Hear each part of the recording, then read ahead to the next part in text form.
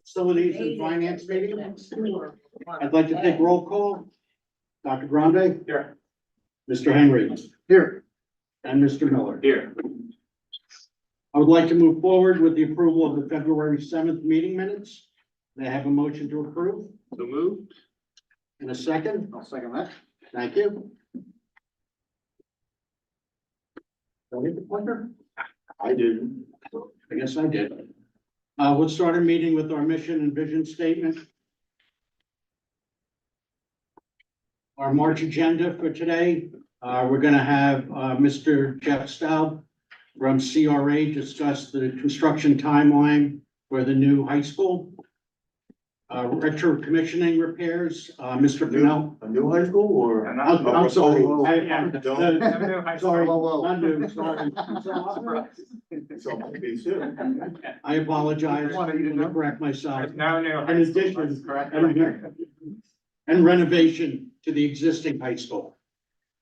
A retro commissioning repairs, Mr. Mark Pennell was not able to make it today. However, Brad Pappel from CM3 will be here. We'll discuss some project updates, a proposal from ELA Sports Group, and bid results from the roof, the baseball dugouts, and the high school and NP8 batting cages. Silicon roles of the committee. And if I could pass it over to Jeff. Thank you. Okay, what we wanted to do is, Bob had asked us to put together just a preliminary schedule for renovations in addition to the high school. And not that, I mean, you might decide to move forward very shortly or in the next year. But really, just to sort of talk about, what would be involved in a project. And so, it's a little hard to see on the screen. We tried to have a Gantt chart. I'm going to go to actually a second slide as well that sort of has more just set up by general dates. I might just say something real Yes, quick. definitely. So I just want to frame this conversation a bit, because I don't want people to interpret that that is in fact our timeline. The purpose of this conversation today is, again, as we try to assemble as many pieces of information as possible to map out our direction. One piece of information that we think is critical to the conversation is understanding what a hypothetical timeline would look like were we to move forward now. We're not moving forward today. But this is giving the committee and the board an understanding of what does a timeline look like for a significant renovation project like this. So I just want to make it clear, this is not a plan that we're following right now. This is helping to bring this into the decision-making process. Thank you, Dr. Grande. Most definitely, I think this is really setting that just how much time are we talking about potentially if you would want to move forward in the near future. So how we set this up based on that was not that you would say that you had a conversation, you would talk as a board and administration and potentially authorize a project within 2 months, say 2 to 3 months. You're then looking at roughly a year's worth of design and then 2 years of construction. So big picture, you're looking at 3 years out plus where a project would be complete. Related to that, what you're seeing on the slide is more just focused on the design components for the project. Both board authorization, as I mentioned, roughly a 2-month period to deliberate before moving forward. Then you would have schematic, design, development, and construction documents. Typically, there's 3 major phases to a construction project. Schematics, typically 3 months. 4 months for design development and construction documents, 5 to 6 months. And think about it as schematic design is come up with basically how the building's laid out. Actually very similar to what you've already seen presented to you. We've already, in a way, sort of jump-started some of those discussions of what is the true scope, which then allows us to also assign budgets to that. And that was part of the reason that we've already done some of that work, is so that we could delineate what would be a budget and scope for your project. But we would go back to square one, re-verify that, meeting with, both administration, staff, and then bringing that to the school board. Design development, this next stage is then working, what does the building look like in three-dimensional? Also working with, individual staff of how our classrooms laid out specifically, and getting approvals, related to that. And then construction documents phase, the final stage is really the nuts and bolts. How is every single window or door put together? How is steel installed, the roof connections, and all the nuts and bolts, to put the building together. What you would have then also repeatedly is reviews coming back to the board for approval routinely.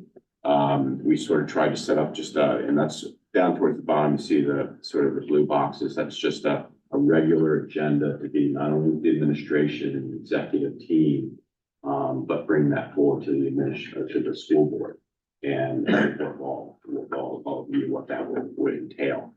Also, you would have land development for project, which is typically a year-long process for that to occur, from surveys to full approvals and everything that's related to that, whether it be stormwater, conservation district, county approvals, things of that nature.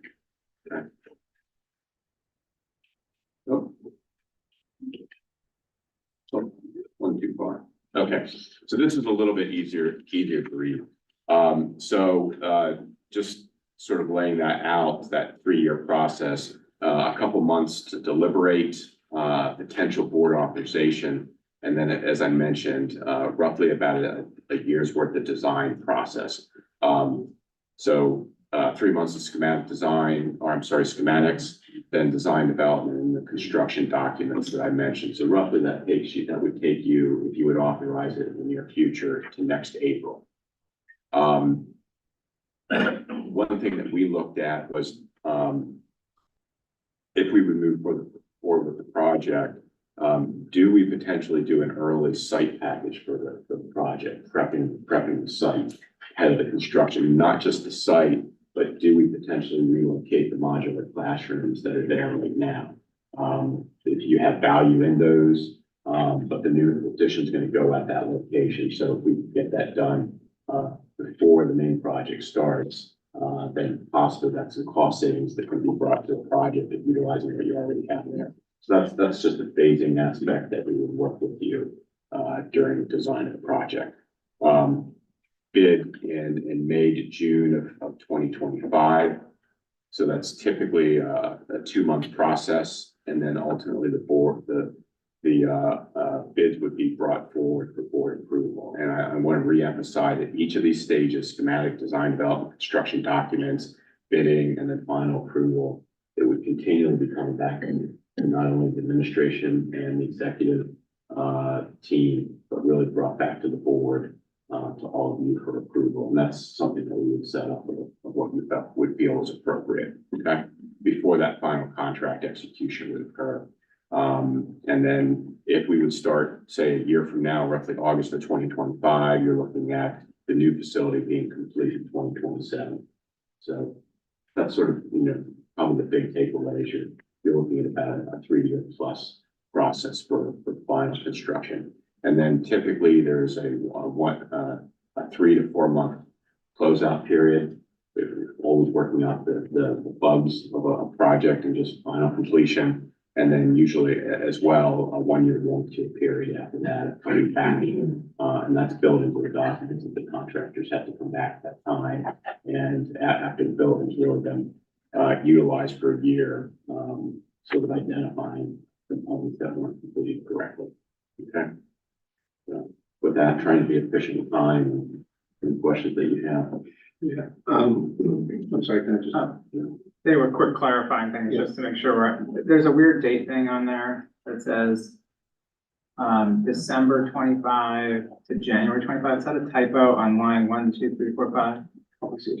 No, actually, that is that might be it. That might be it. That might be it. That December 24. Exactly. I apologize for that. That's related to the early bidding package. Got it. Correct. And then just really quick, is there any significance to things that are in blue versus orange or whatever? I was just trying to hit key dates Got it. from the very beginning. That you're really looking, the second orange is essentially a year out. You would also have an early site work package, and then the new facility would be 2 years after that. Right. Sorry. Well, that sort of leads to my question. Is there any magic to a spring start? Or is the timeline movable? Like if approval were to happen in December, is it still 1 year, 2 years? Or is it the spring approval? It's- Is there magic to it? Good question. Yeah. Spring is usually optimal, for construction projects. However, with it being in additions and renovations, the 1 year of design, that's gonna be set no matter what. Sometimes you can compress that, but what really controls that is the land development. Those things just can't be compressed at a certain point because you're going through municipal approvals. The construction, really, we're looking at about a 2 year period. Can we compress that down to maybe 22 months? Or does it stretch out to 26 months, something like that? That might occur, based on if we adjust some time period. Sometimes it can be advantageous to bid in, the fall. And the reason being for that is if you bid in the fall and then say award around the holiday season, then contractors can be ordering the materials and then optimize the following summer. So that might be something to think of. Again, this is setting up approval in the next couple of months, but it could be just as advantageous to move forward with the project next fall and then bid the year after that. No. Any questions for me? One other question I had, when you look at a timeline like this, and so you're talking about active construction for roughly a 2 year time period. Does this reflect phased construction to minimize, or not that it won't exist, but to mitigate disruption to active educational activities? Yes, just the 2 year period, I'm being a little conservative because it's so early right now. There's a lot of question marks. For the amount of construction that we're talking about, 2 years is more than not adequate. Some of the nuances to that is both the phasing. The nice thing is we do have sort of a large 2-story addition, which once we move those modulars, really the students don't have to interact with construction at that location. The area that will be difficult is obviously the natatorium, the existing library areas of the building. So how do we relocate those? And that would be something that we would want to work with all of you very early on, is not just be talking about the design, but how do we fix it? And come up with a clear plan for how that occurs.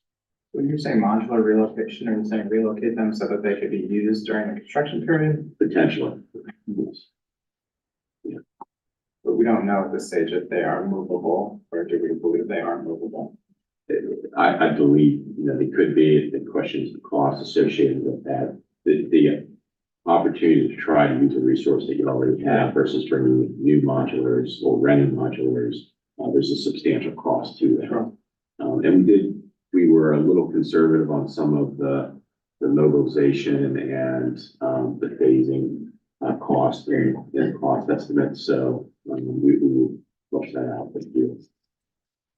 So disruptions to classrooms with all the sort of options that have been looked at is mostly would be to that modular area. And obviously some of these other spaces like the library, which aren't used for, occasionally repurposed for ad hoc reasons, but in terms of standing classroom space, a lot of what is here, does it involve shutting down other classrooms other than the modulars? No, the one advantage that we do have with this project is because excluding the library, the guidance, we are talking about some special education throughout the facility, as well as the natatorium. Those are really general areas that we're talking more in renovation and building. But the largest block is that 2-story of new classrooms and some of the specialty programs as well. That gives us the advantage of right off the bat, you move the modulars, or how do we relocate those existing classrooms? And then you would build that two-story construction probably for about 18 months. And really there would be very minimal interaction with students during that time period. As soon as those come online, we might, as an example, utilize some of those classrooms as a temporary library and then do the renovation of the library towards the end of the project. Or do we relocate the library somewhere else? So I don't see a huge impact for the project on the students actually. And it's the contractors that would be bidding on this are, typically are used to working around students and we phase that. So as well as, maybe this is obvious, but just stated just in case, all contractors would be required to have the same clearances and staff, your general staff would have. And that's also why you do get certain select contractors bidding school work. At the scale is, making sure that you have staff that have adequate clearances and issues. To avoid having our guests stick around for a long time, I'll ask if other board members have any questions or comments. Like the purpose of this discussion is really to educate ourselves about timing and process. So any questions or comments about the timeline or process? I just was with the modulars. Did I hear you say that they could be sold? Or, Possibly moved so that we can utilize them for classrooms so that then they can construct the new addition. then what will you do with them? Typically, what we've seen is, unfortunately, there's not much value to modulars at the end. Really what we've seen in the past is, it's more frankly disposal of them. Sometimes other districts, I've seen districts say, if you come and get them, you can have them at no cost, but you're responsible for all the transportation, and which can be substantial. So usually due to the age, there's not a lot of value in those. Okay, So, but sometimes you'll have other districts that are planning a construction project and try to take advantage of those. So we'll go to the community again, just focus on, we'll come back to other things, so just focus on this timeline process. Yeah. Leo Carey, Sites Lane. Maybe I'm a bit confused. There's been lots of presentations and I thought some of them were, well, if you do this much at this point in time, then later on you can do something else. Am I confused? Is this the whole thing, the whole renovation plus two-story addition with the second gymnasium and all that? So this is the whole shooting match, right? This is the whole project. However, if you went with a smaller scope, if you Yeah. reduce the addition slightly, I don't know that you're gonna be taking a lot of time out of the schedule. And what it has to do more is availability of materials in the market right now. Since the pandemic, we've seen substantial time extensions for mechanical equipment as an example, or just mundane things like door hardware. Because of that, whether an addition is 30,000 or 60,000, you're probably looking at roughly a 14 to 18 month just for the two-story block. And then we would also be phasing in, for instance, if you would do the library component or the natatorium service. So as a taxpayer, if I asked you, is there something less than doing all this? You would be, it sounds like you're saying, no, there isn't. You gotta As do far it as all. timeframe, Pardon me? as far as timeframe, No, I meant in terms of the scope of it and the eventual Well, yeah, the cost. scope ultimately, there's no scope decided yet. This is merely a Well, question. Yeah, well, that was my point, is this Yeah. defining a time frame for the total scope? Right, I think it's a good question. I think that the answer is that the timeline might get a little shorter if the scope is less than the full, but it won't get perhaps as short as we would hope. It will not drastically change. Yeah. It might change a little bit, but not much at all. yeah, you're not looking at a scenario where you would go from 2 years to 1 year. You might go from 2 years down to 20 or 22 months. Well, I'm just thinking of millions of dollars to fund all of this. What do you say to somebody who says, boy, this is a big project, can't you do something less, to buy even something less? Well, Do I we think need a that's second the gym, do we need this, do we need that? That is a phase of the conversation we'll have at some later point. Yeah, I recall what you're referencing is when prior to Robert and Associates were here last time, they gave multiple yes, thank you. multiple scenarios and what those dollar figures were. Yeah. The question is to the extent in which, and I wanna say irrespective of the price, but based on the scope of the project, whether the district decides to go all in Yeah. and fix everything that, it desires, or, better yet, our financial situation gives us a roadmap on what we can afford. And from there, we would change the scope of, we would like to do this, but the library space might have to reduce that. We may love this additional auxiliary space, but is there a way to make that smaller? Or that's not a project we can do right now. So this was just an opportunity based on the board's request to say, whatever project we pick, can you walk us through a timeline? So for me, the big takeaway that I would like individuals to think about and the board to think about, whether you make this decision next month, next year, or the year after that. Here's a typical 3-year window that you're looking at.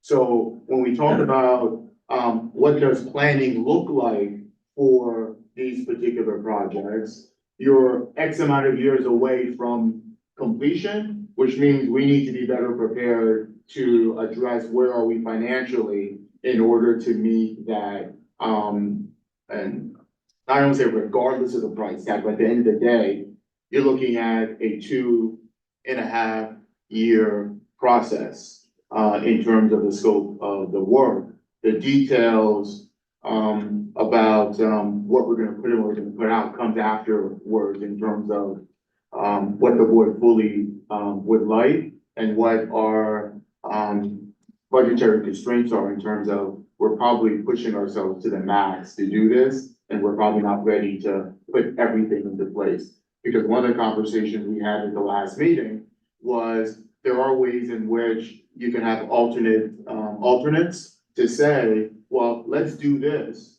But since we're designing the work now, let's figure out what that would look like. And then depending on where we are and how much we can afford, we'll move forward with this. We might have to defer that project later on down the road. And I'll just add, what we're trying to do for the board and the community is there's a lot of and this is part of what I was saying, a lot of pieces of information I think need to be brought together in order to make a decision. So this is about, what does a timeline look like? During the finance committee meeting, we're gonna be talking about our debt analysis to figure out what is the impact on the budget to borrow different amounts of money. We'll also be talking about athletics. So there are aspects of our athletic facilities, the outdoor athletic facilities that could potentially be impacted by a construction project. So let's understand how all these pieces fit together. There's also the retro commissioning report for the high school, which is let's not fix things that we're about to tear out. So we're trying to bring all these things together in order to make some decisions about where the scope. Dave Sartor Morrison, real quick, just 2 things. I don't notice on this timeline, a timeline for the township and the approvals we have to get from that. How long will that take? Is that a 1-month thing? Is that a 3-month thing? You know, we went through, put signs out front, that took multiple meetings, multiple months, just for a couple of signs. So I don't see that in the timeline here. I don't know if is it there? It is, again, it's a little hard to see here at this scale, but, the sort of the brown, and tan lines, probably about 4 or 5 up from the bottom. Generally right here, it's about a 12-month process. And part of that is, initially, we have to go get surveys completed. Then we're working with the design, so it marries up with the building design. And then you're correct, we would be going through both the So we township would as get well all as the the county. approvals from the township prior to breaking ground. Typically, yes, sometimes you come right out to about the time you're bidding the process. Right. And then, you actually normally have like But a, we wouldn't go halfway through a project and the township. oh, most shuts us definitely down. not, sir. That's what I'm asking. No, we would not be able to break ground until all approvals were in place, and that's part of the reason I'm saying that it's a year-long process. And I for think, design I think is- this answers my second question. Does that, with the lime green, is that Act 34 hearings? Cause I didn't notice that on the. plan. Actually, the green was, the early site work package, just No, to I'm get. sorry, it's like 1, 2. Oh, yes, yeah, and there, I want to be careful about that. Actually, what I had said was, it's Plan Con, but following the process, you have the moratorium in place. However, you're still required to go through Act 34. Right. If you're over 20% expansion to the facility. I'm not completely sure where we hit that threshold, Yeah. but to be safe, I built that into the matrix right now. Even if it's not required, can't believe I'm saying this. Plan Con actually was a very strong structure, and it sort of had set, time frames, that married up with schematics, design, development, construction. We're still following that very, But for most that doesn't projects. exist anymore, does it? It doesn't exist, however, the Act 34 does exist, which is a law. Plan Con is a process, Act 34 is a law set, that you're required to follow. Thank you. Any other questions about the timelines? All right, well, thank you. Thank you very much for your Yeah, time. thank you very much. Okay, have a good evening. You're welcome. Next on the agenda is Brad Pappel from CM3. We'll be discussing retro commissioning repairs. Good evening. I'm responsible for our optimization services business unit within CM3 as part of a larger initiative. We provide some retro commissioning in the original project. During our last presentation, we presented those findings, and this is a summary of those discussions. And it was based around the retro commissioning repairs, with some focus on some recommended upgrades and such. Post that meeting, it was asked of us to say, we'd love to do all these things. However, we have a lot of other initiatives going. Could you go back and scrub the data and focus on like our priority 1 initiatives? So we did that. With focus on the middle school and SRS, but we also went through the high school as well. So if that needed to be evaluated, it could be. So I know it's really difficult to read on the screen, but with priority 1 items for the middle school and SRS, we broke out in our original proposal, we included some shift differential. Some of the conversations were that, we have the summertime coming up and we'd be able to do a lot of that work while the school's unoccupied. So we showed a deduct alternate on the far right side, removing that time. So the sum of the middle school and SRS is approximately $1.5 million. So that's a reduction down from our original plan of 8.9 on the previous screen. And then, like I said, we also broke out the high school as well. This slide here is focused on our timelines, where we've begun, where we are right now. So in the middle, we've provided the findings on the first 3 schools. As part of our last review, Wallingford Elementary and NPE were also approved. We've completed the retro commissioning on those schools.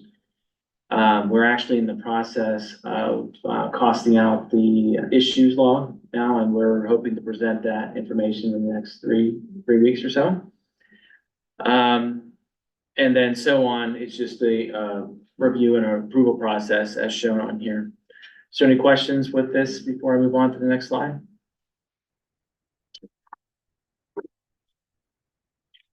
So fundamentally, the next steps are, our recommendations are focusing on SRS in middle school.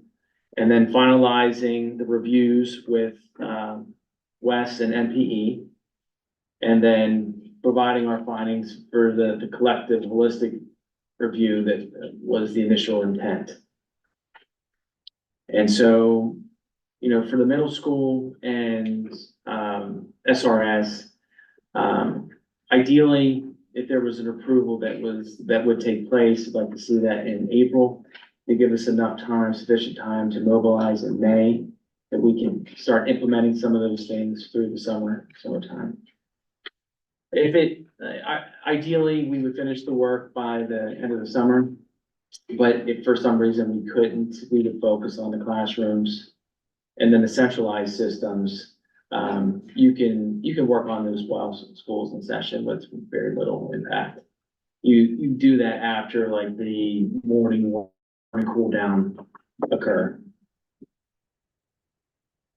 Does anybody have any questions? Quick question, I know people have short memories. Mhm. We are using in this discussion the term retro commissioning quite a bit. Mhm. Could you give us like a 15-second explanation just for public consumption as to Yeah, what sure. that means, retro commissioning? What's Sure. So we provide 3 different types of commissioning. Regular commissioning, that is mostly done on new systems when the first time they're started. Retro commissioning typically occurs in buildings that on systems have never been commissioned or haven't been commissioned for a long period of time. And that's a one-time functional test that is application specific to each piece of equipment. And it goes through a series of tests, and we provide a report that shows all the pass-fail items, okay? So in essence, it's functional testing of equipment with identification of corrective measures and how to improve upon this. The third type is monitor-based commissioning. And you really don't do that type of commissioning until you fix all your deficiencies and you have an advanced automation system to manage it. And in that instance, you can have continuous commissioning occur, where it's utilizing the automation systems and the sensors and diagnostic information to run those tests all the time. And then you can take that information and act upon it. You can feed it into work order management system, all kinds of things like that. Thank you, I appreciate that. That's all. People are clear. No, I just really appreciate taking the large scope down to a manageable scope of what can happen this year. Yeah. No, there's a lot of detail to this. Just with the high priority items, we're looking at like 410 line items for those. And there's multiple issues on those line items. So the deficiencies you're looking at are approximately 600. So even with the scope of work pared down to priority ones, you're still addressing around 600 issues over a wide range of equipment.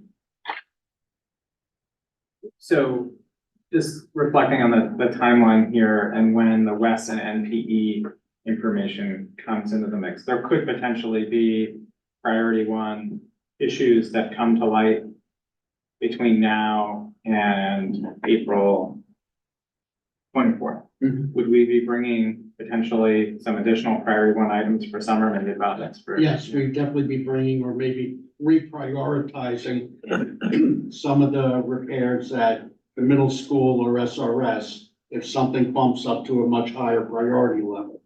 We only have one pie, whether it's 1.5 or 1.7 to work with, or whatever that number may be, and we have to work around that number and make the best choice to be fiscally responsible to repair the machinery with those dollars. Yeah, like I said, we haven't costed everything yet. I've done a once through on the report. There are deficiencies. I think Wes has around 170. NP has around 150. Deficiencies aren't as much impactful to function and comfort and indoor air quality as some of them might relate more to energy consumption. Like, for example, there could be a unit that has a non-operational isolation valve. So it doesn't necessarily impact the function of the equipment and the outcome of the occupants, but it's not closing when it's satisfied. So it's passing through the coil that uses additional energy. So is that a priority? That's maybe not to me, that's not a top priority when you're talking other deficiencies that impact, non-functional dampers, indoor air quality, comfort, things like that.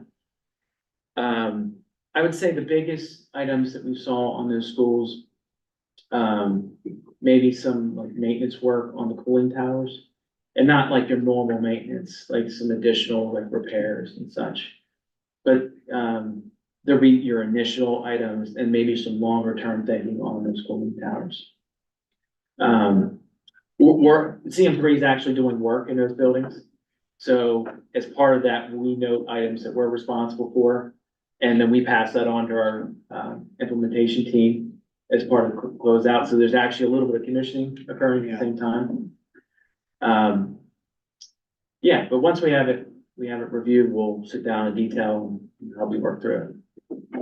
Yeah, I think it would be useful to know, I know that what we've asked for is these truly pressing, urgent issues that we could tackle over the summer around this rough amount of money. But it would be useful to know how many things are still left after that are still deemed to be pretty time sensitive. Like we'll work through some of the truly urgent matters, but how close are we to some other cutting some issues that are pretty urgent as well, if we operate within that rough? So as part of the retro commissioning process, there is a closeout.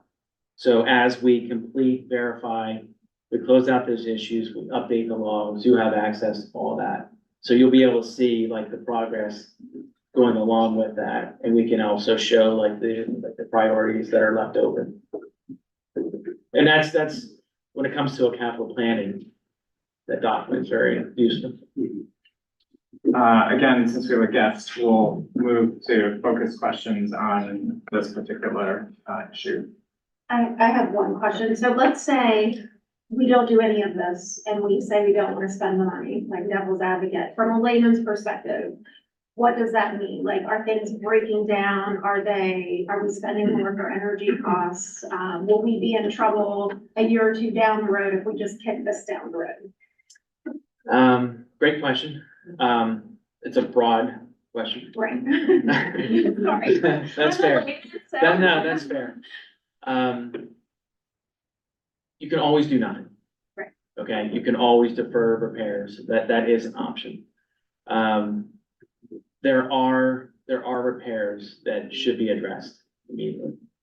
There are heating valves that don't function. There are dampers that control outdoor airflow that don't function. Okay.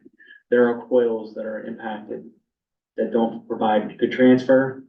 And if you saw a picture of it, I don't have those pictures, but sometimes they speak better than what I could articulate. So to the point is, like, you don't have to do it. You don't really have to do anything. These are our recommendations. And as part of that initiative, it was meant to baseline so you could make decisions on where to go and how to spend your money efficiently. And so what we pared it down to are the things that it was, if you had to do the bare minimum to make improvements to those things without making large investments in replacement, that's where we would focus. So you would think this is bare minimum? I would make these improvements. Okay. Thank you. Gotcha.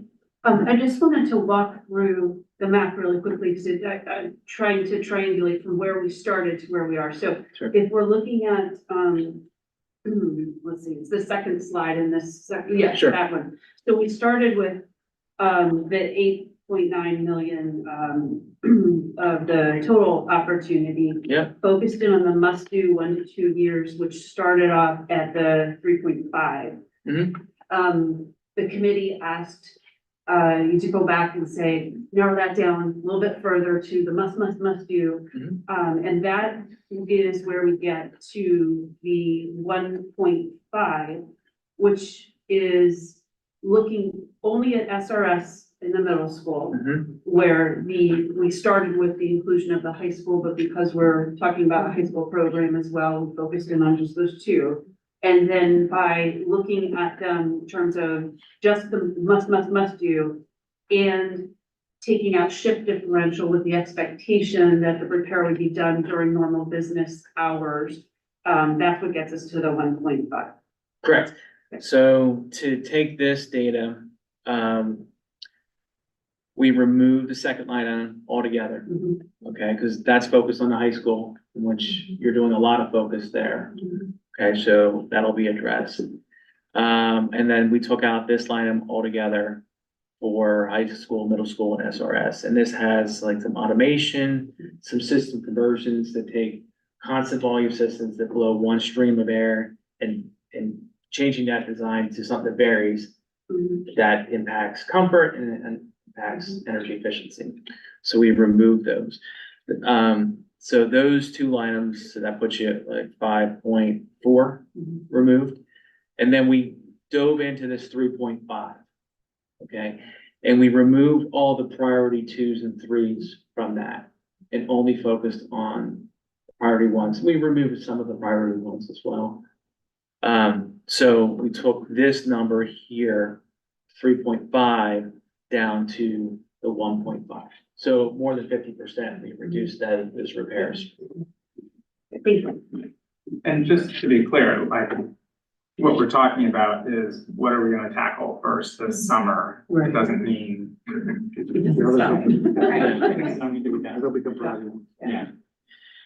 Yeah, you know, before I came here today, I read through the list just to make sure that I felt comfortable with how we assign things. And I mean, I could read off the first 5 to you if you'd like. And this is in the middle school. This is makeup area units not communicating to the user interface, the controllers on but not operational. So that impacts, you know, if it's operate makeup air, that's providing fresh air into the building. So it might not be operating at all, depending on that. The next one is a geothermal valve is not modulating when commanded. So this is on a water source heat pump for a classroom. So when it's calling, it's not providing any condition to it. The third one is geothermal valve status is not changing based on the valve position. That's an energy recovery unit that takes exhaust, exchanges air, puts it back into it. The fourth one is exhaust and return air temperature sensors are not reading accurately. And that's on a main unit as well. That impacts efficiency and building function for that unit. The next one, which is tied together with that, is building static pressure. That modulates the fans when you overpressure or underpressurize a system, bringing in fresh air as well. So just the first 5, and I mean, I can keep going if you like, but they're all like major function type things. They're not like installation. They're not, you know, like PM type items. And if we did include something that was focused on PM, it was impact the coil that impacts the comfort and function of the system.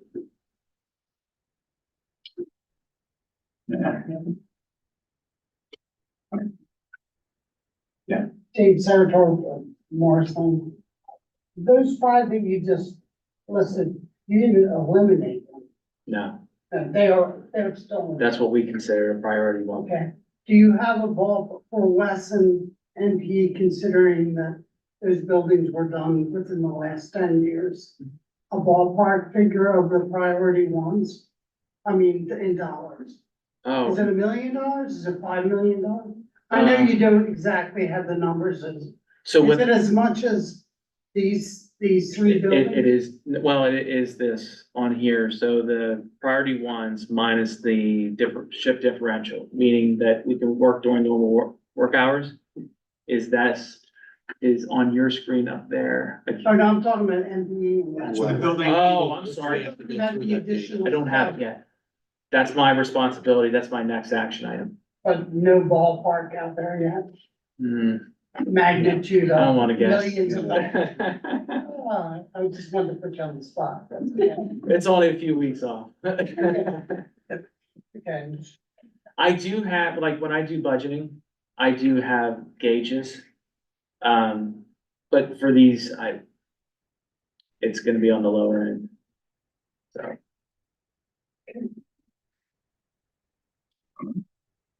Thank you. thanks for your time. It's great seeing you again.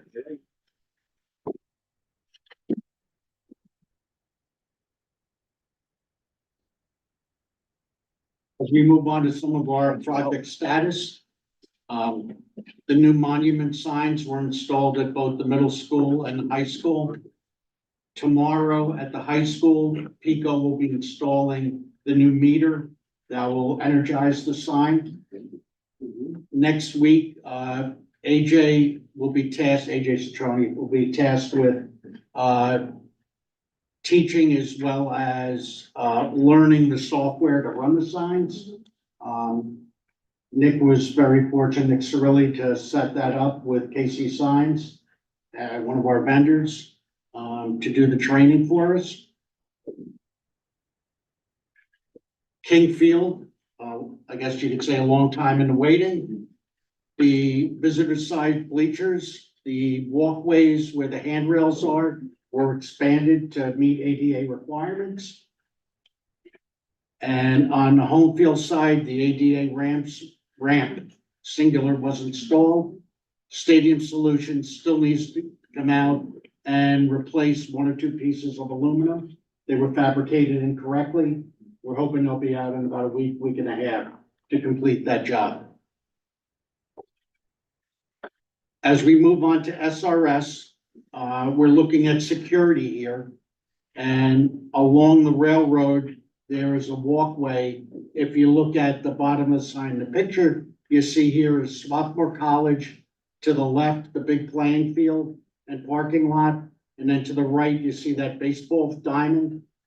Well, from that corner, moving up on the screen to our parking lot, and to the right, all the way to the walkway, we're looking at replacing sections of 4-foot-high fencing and installing 6-foot-high fencing.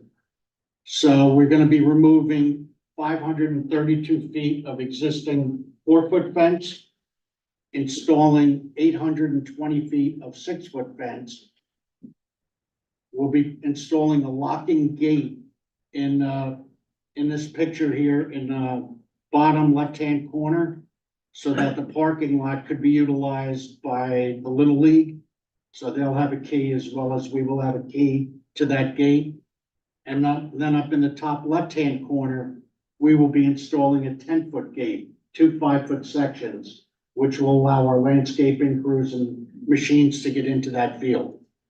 That will completely enclose the entire play area all the way up to the basketball courts with 6-foot-high fencing. I think very well needed. The cost for this project is $55,410. The vendor we'd be utilizing is a CoStar's vendor. So he was able to turn around the price very quickly, and hopefully if it gets approved by the board at the next board meeting. Yes, I hope it gets approved by the board. It's a Yes. significant safety and security.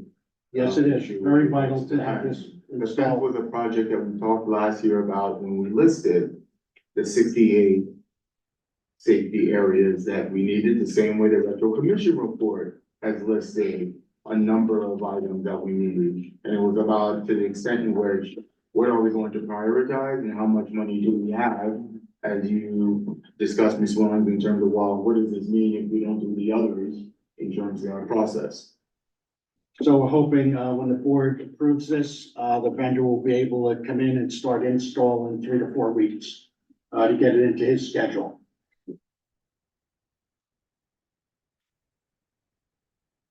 The team here has been working on, some progress on some safety and security grants. So just, I mean, interrupted, just to clarify the timeline, so, March board meeting, work begins by end of April. Yes. You're saying, okay, thank you.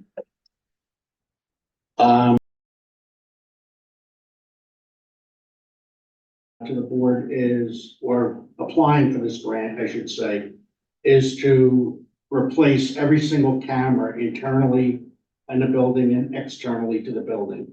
Approximately 360 cameras throughout the district.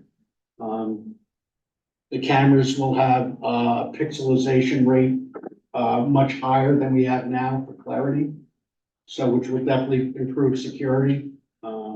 Looking at different types of cameras, some fish eyes, which will allow 4 directions in certain hallways, as well as better zoom capabilities on exterior cameras, where you'll be able to really get a clear picture at, 200 feet out there versus a blur, which you have now just because of the newer technology. ELA Sports Group, we've asked them to provide a scope of work. And that's to look at for the possibility of a new turf field. They're gonna be looking at creating, diagrams, sketches, analyzing 3 different locations for us. 2 of them will be on the high school side. One would be where the red block is on our existing lacrosse and field hockey field. The second location would be a little farther back towards our softball field. And the third area would be back behind King Field, where our existing soccer fields are. We've worked with ELA Sports before on our King Field Stadium project. But what ELA Sports will provide is complete documentation for us. Everything from grading requirements, with the help of Nick, it's supporting us with some of the schematic drawings. Submitting schematic plans, all the documentation necessary to provide the board as well as the administration team a direction, which would provide us the most fiscally responsible direction to go of where to put this turf field.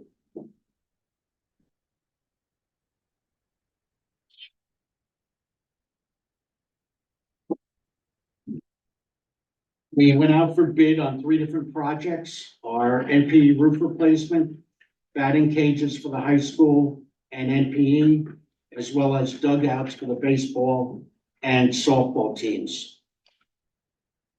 Results of the bid for the NPE roof replacement, Procom came in at the most cost-effective price at $466,650. They also, and that's for a 20-year TPO roof. They also provided a number for a key roofing system, which is a 30-year roof. And that came in at $651,650.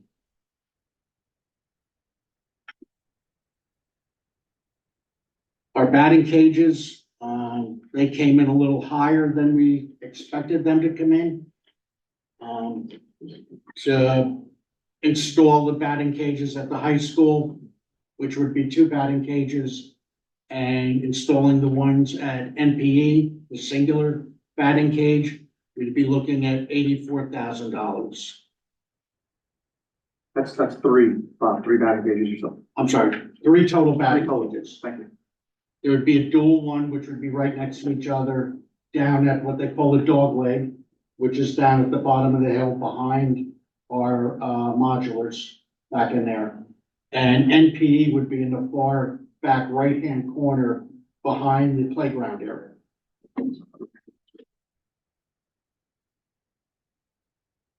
And for the dugout bid tabulation, we were extremely close on our estimate. I think we quoted $140,000 for the 4 dugouts. And the winning bid came in at 142,250. One bidder came in a little bit late at 10:13, and we did not open that bid.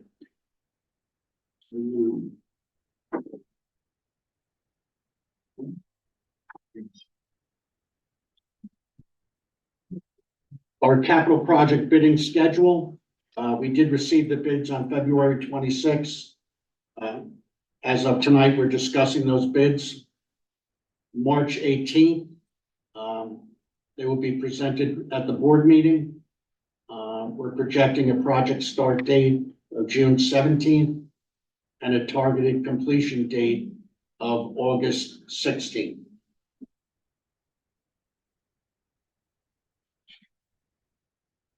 Let me just touch one base that just came up on our grant proposals, that there is a grant out there now for $5 million for facility improvement grant. What could be bundled into that could be the NP roof project. The grant provides 75% and we pay 25%. I'm also working with new equipment, HVAC related equipment, what could be bundled into this project. Our security, Dane is working on possible things for safety that can be tied into this, as well as Ms. agents. McBride, Ms. McBride. most people you have to talk, I'm so sorry. people reference who you're Sorry. talking about. All right. Ms. McBride, our Director of Operations and Coordinator of Safety. And seeing where we can bundle some dollars into this $5 million. We'll apply for the grant. The grant has to be submitted approximately 2 months from now. Documentation, so we have our work cut out for us on the bidding side to get as much as we can in and see where the numbers come out. We're having a little bit of streaming issue, just so you know, it's not going live right. Working.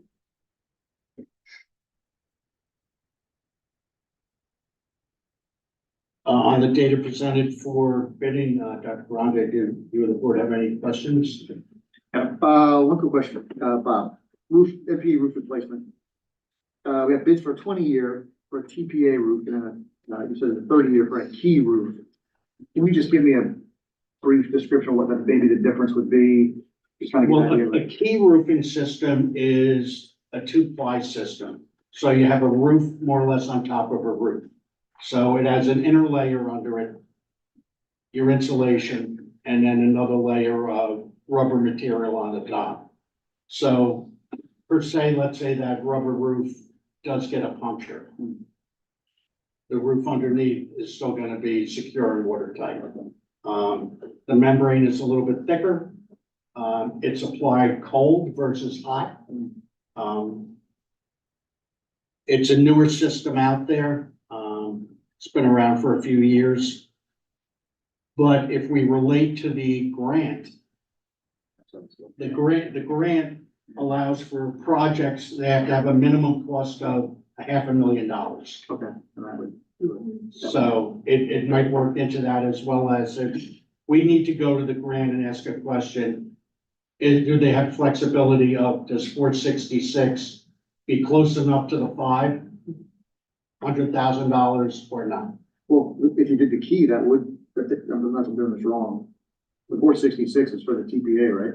Yeah, the So TPA, if you did the key, you'd be over, we would be over. and you get 10 more years out of it. Yes, There is no flexibility for the grant. The grant requirement is that the project cannot be less than $500,000. Right, so if we're talking, So, you get 10 Four more years. sixty is less than. Yeah, I get you, but I'm looking at, I'm just kind of weighing in my brain the cost benefit of additional 10 years for the cost. So thank you, Yes. Bob, that answers my question. I appreciate that. Thank you.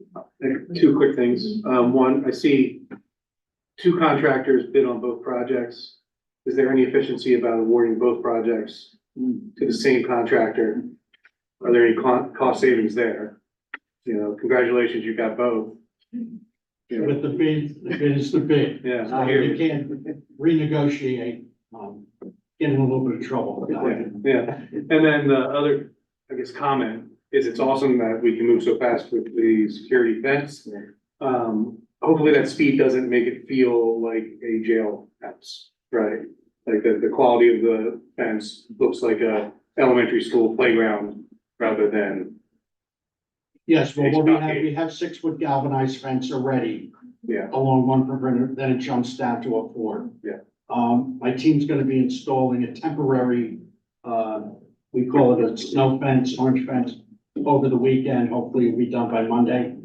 So that it will be a perimeter at least enclosed. So we'll provide some security by at least having that fence there.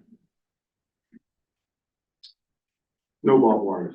that's what I'm talking about. Razor wires Yeah. down. Elementary school playground. Next year. Yeah. The question on the ELA scope of work. Does that, I realize what we're asking them to do is work out these 3 options to help us understand what our opportunity is. Does that get us to, if we were to make a decision, does that get us to like bid ready specs, or there would, after we pick one, if we were to pick one, is there another phase after that? We would have another phase, correct, Nick? Because Yeah, we this is still have to study. do Okay, site work and a lot of It's got drainage engineering. depending on. Who's gonna answer that question? Both of you were speaking on confused. I'm sorry. No, go ahead. It would be the first step. The next step would be then some land development work that would need to be done. great, thank you. And then the grant opportunity, that's a competitive grant program, I assume. Yes, it is. Yes, it is. And as I understand it, allows for, were we to move forward with that work and proceed, it allows for, an award to pay for work already done as well. I have to read into it. Okay, I have to read into that. You can be, well, Now, I let me think, share with you how I'm processing that. You are disqualified from the grant process if you begin a project and try to get reimbursed for it. The grant has to be written for that project. You cannot start work on it. You have to be approved, then you begin. So I'll give you an example. If we decided to go with the $468,000 roof and then write the roof into this grant and we already started the process, that automatically disqualifies you from, or at least that application is disqualified. And it's the beginning of construction, not the approval of the money. So if we were even to approve it as a board, would that be? It's beginning of scope of work. I have to define what the beginning of scope of work, looks like. We haven't done anything. I have a meeting tomorrow with, Dr. Yes. Connolly to start going through the grant reading. yeah, so if you could follow up with, what the timing of the awarding of the grant would be, how that relates to our current decision timeline, and whether these are in conflict. The grant, application opened March 1st. It closes, May 31st. Most likely, the awardees will be identified before the end of the fiscal school year. So by- End of June. Yeah, so by July 1, you would be informed of whether or not you, were awarded those particular grants. But before the grant opportunity, what was the anticipated timeline for the roof project? The roof could be done by, the August 16th timeline. So it's gonna take about 8 weeks. So would we need to pause essentially in order to determine whether we get this grant, or could we proceed as we had envisioned before? The board can do one of two things.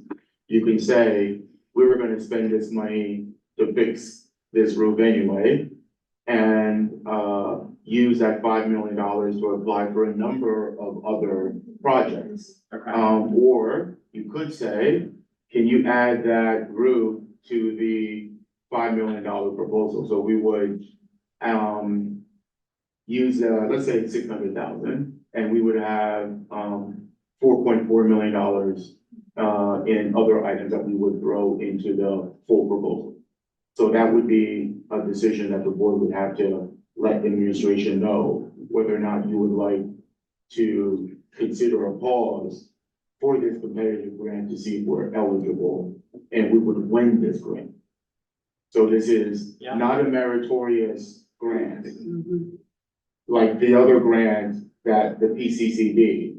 So the PCCD grant has one component that is meritorious, which means just fill out the application and you'll get your money. And that's $45,000, right? And we've identified some lighting that we want to do around our playgrounds for them.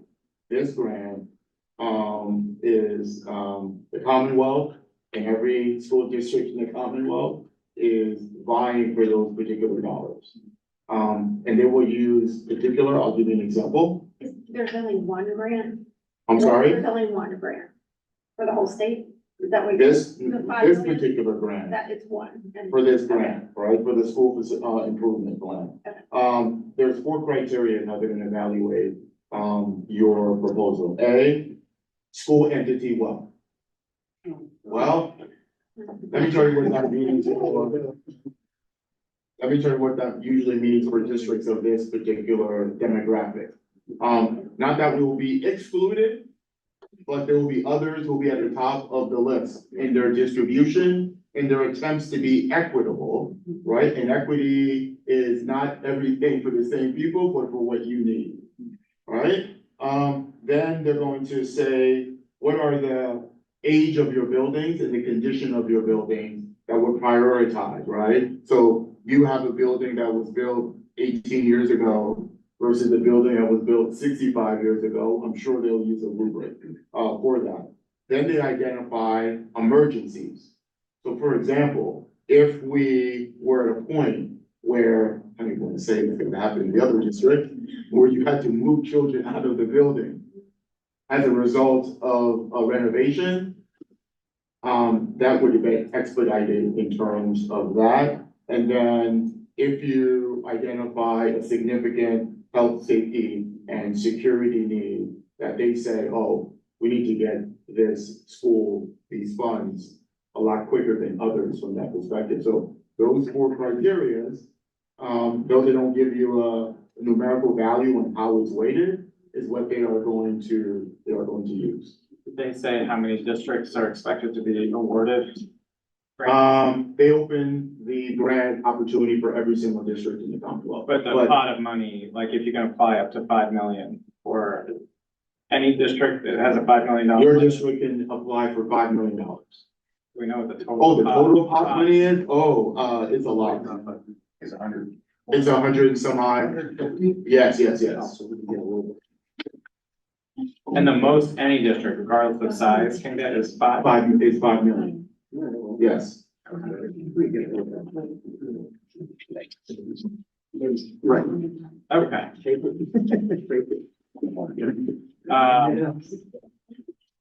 Anyway, that turned into a big question. Yeah.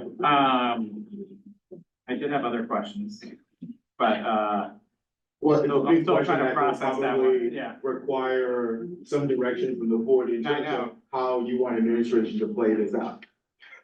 Yeah, I mean, We'll think, you'll all I'm think asking about is, you think about that. Yeah, I'm actually thinking about it right now. Yeah. Okay, got it. What, are you able to describe the rough design of the batting cages, given that they came in quite a bit more than what we Sure. anticipated? Like, what's the scope of that? I want to switch over to Nick, because Nick did the Yeah. design. Okay, Nick Sterling, please. Sure, yeah. So the actual physical batting tunnels are already purchased and they're sitting in our warehouse. What is required is, number one is drainage. So we have to excavate an area, and then curb the area to elevate it above the original grade, the grass area that it's in. And put a stone base, we have to put, I don't know, up to 24 concrete, footings for with sleeves in them for the vertical poles that hold the netting. And then we have to put the stormwater management drainage stone on top of that to keep the cost down. Bob's idea was to use Dynatex versus the synthetic carpeting, which we did. So the big cost is the actual grading and drainage around the batting tunnel and creating a base, for where you can actually do the batting. And it's an area about 100 feet by 40 feet, for the dual tunnels at the high school. And the single tunnel is just a little bit smaller at NPE. Great, thank you. Yeah, I think that was all my question. I just want, yeah, it sounds like administration is looking for feedback here on this grant opportunity. So, just to make sure we understand the timeline and the implications of decisions, let me just try to walk this out real quick. So the current plan, put the grant aside, was to take this to the March board meeting. And then set the process in motion to finalize contracts. There's a roof to talk about. And then have that work start right when school. Day after The school day after lets school out. lets out. Okay. And the grant program, we would submit due at the end of May. 31st, yep.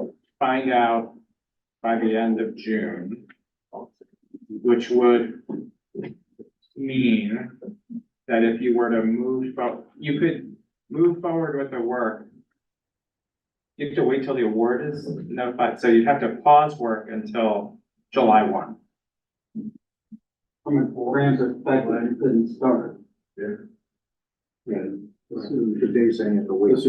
we assume that the grant decisions would come out by June 30th. Right, so then we could then, once the grant is approved, Yes. then we would then have to have it approved in the board meeting and then start work. You cannot start anything until, You can't approve the work even, you can't vote on it. then it would probably fall under that category of being ineligible. Your question is a set of questions that we we're gonna be seeking clarity on, so we don't have that. Because the section that spoke to when you can commence and when you can't, in the 9-page document is not clear. So those levels of specificity weren't identified in the grant, and there's a representative that on the proposal you can call to ask more specific question. And that's what Mr. Mullen was talking about in terms of reaching out and talking to Dr. Conley, following up on that particular request. How many weeks does the contractor need to complete the work? The same amount of time would be approximately 8 weeks. The difference being is that with the key system, it's a cold system. So you can do it while students are in class. It's not like putting down a hot system where you're putting down a hot corner. You have to do the key system anyway, it's the only program that gets us above the 500 Yeah. threshold. So. Well, I think we're probably not going to, my sense is, there's a little bit more information that we need in order to decide. But if we were to, let's assume hypothetically that the state was like, absolutely, you're gonna know by June 30th. Absolutely, you're allowed to approve the work, you're allowed to plan the work, you just can't have like work commenced. If we were to start July 1, is there enough time to do the project, or is that not feasible? Let me get back to you with an Okay. answer from the contractor.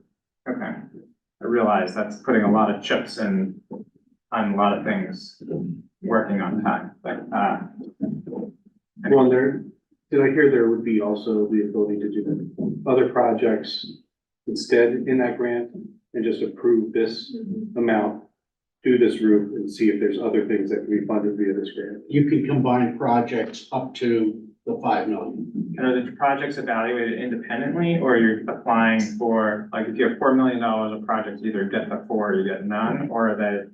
You can break up your projects, but they have to be a scope of $500,000 or more.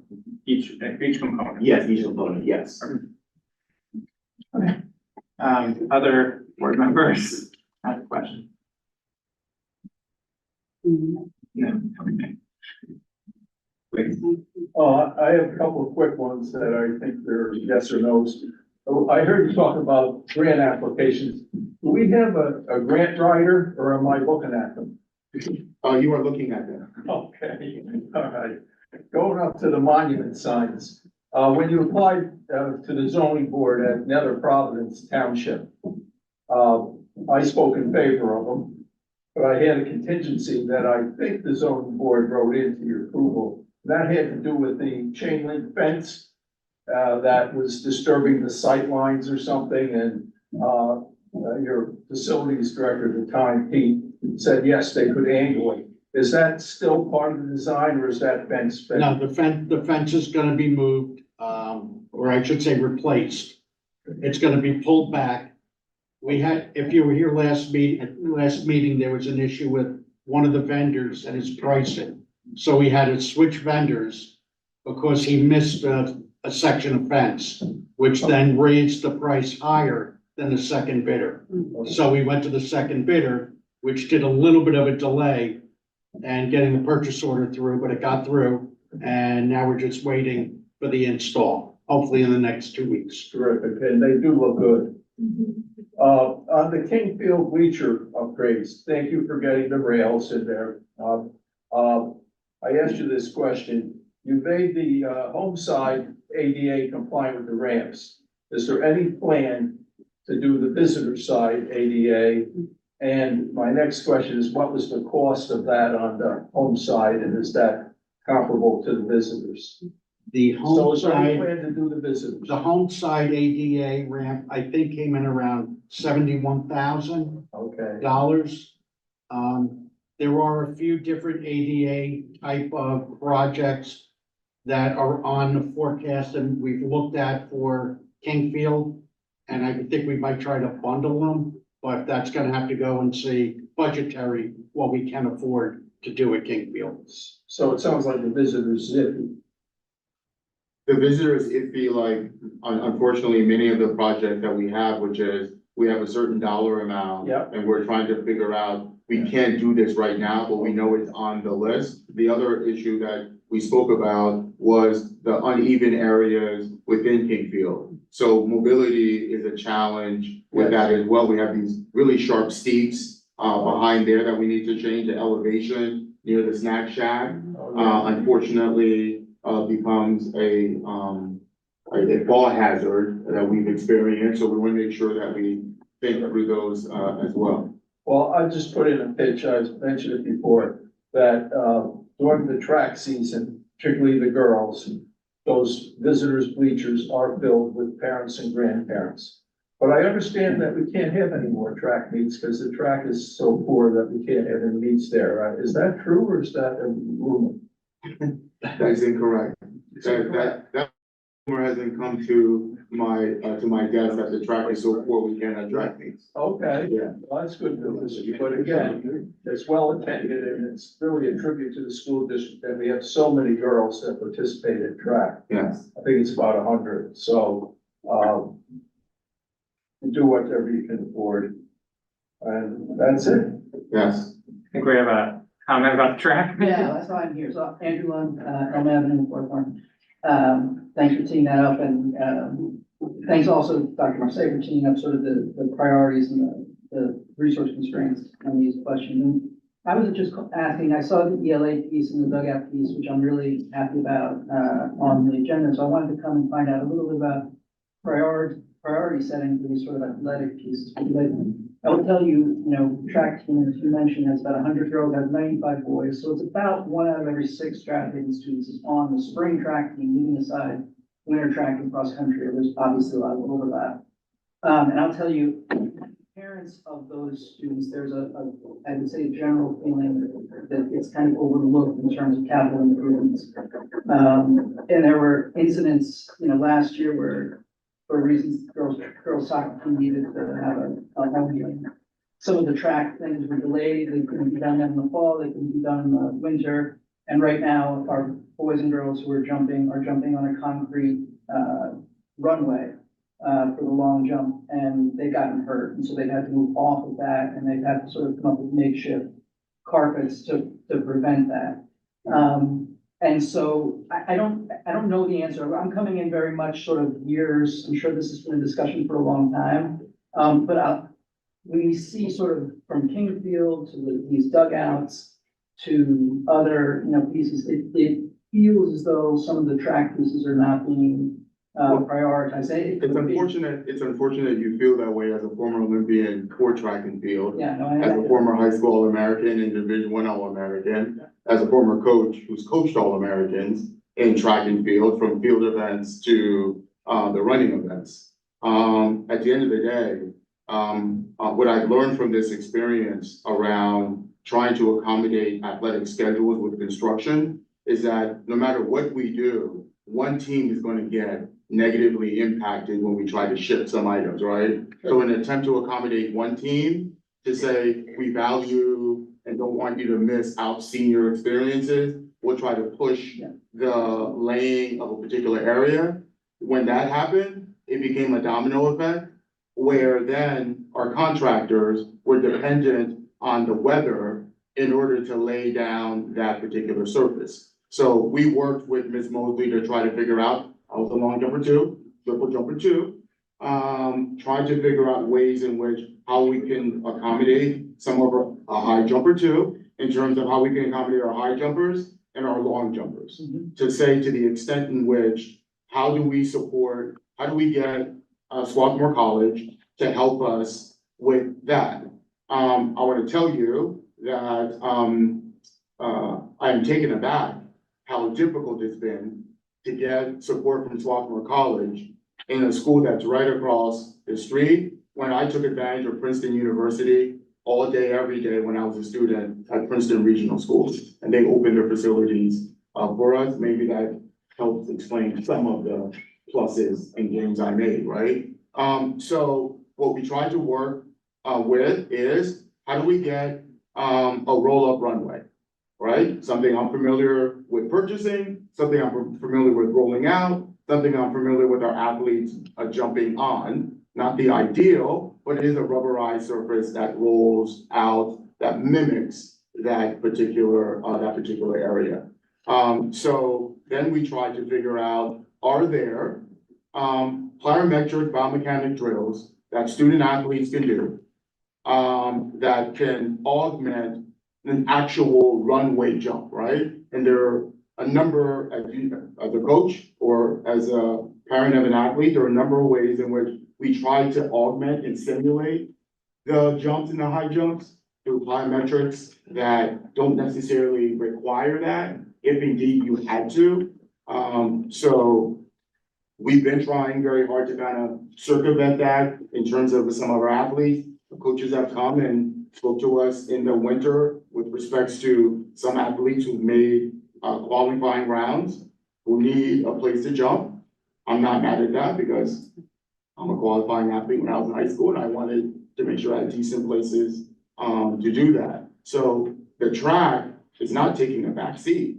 Matter of fact, we added an additional long jump pit because we realized that that was not sufficient. Not only did we add additional long jump pit, but we reorchestrated the long jump pit that would allow for smoother and more efficient practices, as opposed to waiting for one long jump pit while people are running in opposite directions. We know that the track has its life cycle, and that is a conversation that will have to happen. I hope for the next superintendent, because all these projects that everyone wants us to fix immediately, I know is getting, obviously, parents stressed out, athletes stressed out, students stressed out, faculty stressed out in terms of when's our turn in line in terms of fixing these particular items. It is the first time where we actually have covers for the pits that we've never had before, so that when they're not in use, we're not talking about just throwing a tarp over it, but it's a really heavy constructed Division I type of cover that allows that to happen. So we are not shortchanging individuals, even though I understand that at the state of where we are, it seems like everything is an emergency. And what I'm trying to address is we need to be mindful that in our attempts to fix everything, whether it's facilities, whether it's curriculum and instruction, there's just a finite amount of resources, and we're trying to figure out how to best do that and try to give certain teams certain things that are high level to say, we're gonna address this, we'll come back to you again because we have to do that. If I lived in a perfect world, what I would do, which is why ELA Sports last year gave us that analysis, is to say, there's a lot of fields that need to be renovated. That's why, with the ELA proposal, it's just to give us a sense of what Dr. Grande said. I want to give the board as much information as they possibly can have in order to make informed decisions. You have the hard part. Here's the information, here's what it looks like, what direction you want to give the administration with respect to how we move forward and how quickly that we move forward with that. So, yeah, I'm a big fan of all athletics, but definitely a fan of track and field. I'd love to hear that. Just two things. One, you mentioned the useful life of the track, and Yes. that we're gonna look into it. And do you have a sense of what that is? Because the sense among the coaches who I've spoken with is that they passed the useful life. That is 20 years, I think is the normal, including resurfacing 20 years, and you have to redo the asphalt usually unless you've been maintaining it really well. Do you have an idea of when the track is actually installed? ELA Sports gave us a preliminary saying that we have, probably 3 good years left with the track. And then the last thing is just that I think what I'm, And I say 3 years without understanding whether or not, is that a surface level, you rip everything out? Or do you have to go underneath the bones of that? And that's when you're talking about some significant dollars. Yeah. like I said, I'm coming in, and this is the last thing, I know I'm coming in here, you guys have been doing this for years. Yeah. So I imagine you've had lots of these discussions. I think I wanted to just convey the sense among at least a certain group of track coaches and track parents. I won't say for everybody, because the number's frankly too large to, it's 190 kids. Yes. That, when certain projects get picked, it would be nice to know that they were being chosen through a very sort of hierarchical process where it's not simply been responsive to particularly loud voices or particular voices that are particularly closer to, so we have, for instance, we have lots of coaches who are teachers in the district and who've been here longer than other coaches who are not part of the district and have been here shorter. And so you can imagine all the thoughts that go on in people's heads as to why certain things get prioritized and not. And so maybe a little bit. Tell me a little bit about what the track coaches are trying to, or parents want to prioritize on the track. Well, I think. What is the I think major? The potholes that got fixed, recently, I think there's some concern that they weren't, it's not entirely fixed and there's still some problems with it. We were told by at least one of the coaches that it is in fact that they've been told by other coaches in Central League schools that we don't want to come to our track because they don't think it's of the same quality as the other tracks in the district. I'll agree with you in terms of the same track is not the same quality. I disagree in terms of being on that track and as a former track athlete that we can't compete on that track. If there are areas that are unsafe, we are working to patch those particular areas the same way that I would argue that the grass fields are far more worse in terms of unevenness and possibly getting injured than actually running on a straightaway. So I don't know enough about it. I am not saying that these decisions have not been made properly. I'm just saying from the perspective of people who have much, very imperfect information. Yes. It seems as though the track, at least for the last some number of months, has been sort of been sort of pushed against by the track teams, that is, because of the needs of some other sports. And when we see some of the numbers that are being tossed around, it could be because a decision has been made that these are the most important things to be done because the other fields are more uneven and the need for a turf field is more important than these other things. I'm just saying that I think a sort of a global, transparent plan to say, look, here's what we imagine the timeline to look like. here's when we're gonna hit the softball field, here's where we're gonna do the shot put and make that a gravel as opposed to a, a mud pit. Here's what we're gonna do, here's 3 years from now is when we're thinking about doing the track. I think that would give people a sense that this isn't sort of being done in an ad hoc way, which I'm not saying it is, but it can feel that way when you're not one of the ones who's. Well, let me share with you what this board and the meetings we've been having and those individuals with regards to the strategic plan. We identified that instead of doing things ad hoc, that this place has been doing for a very long time. I also want to tell you that my daughter's on the track team, right? And for me, well, she can run without any shoes. Can't even do it. So, but, anyway, I'm a little tough for me. So I'm hoping she'll be okay. So like everybody else, but, I support that. I share that with you because this board, very clearly stated to me upon my arrival, we think, which is why they gave me the job, you can help us put together systemic, strategic, long-term planning that the district direly needs. So one of the pathways, pathway 5, is not only about fiscal management and long-term planning, but also capital planning. So what we've been collecting, the retro commission reports that were discussed earlier, is that at the end of this calendar school year, we will present to the board a report that helps you begin to understand what a 1, 3, 5, and 10-year capital plan is gonna look like. We will present that in the fall of next year to say, now you have it. We have identified all these needs. Here's what it's gonna look like in terms of what we need to do in year 1, from year 5, 3, 5, and 10. Then we talk about, to the extent in which, how can the district better fund and better prepare for those projects? Because what we can't do is what we did last time. We put a turf field out there. As people came in and became cheerleaders, a lot of parents donated a lot of money to support that.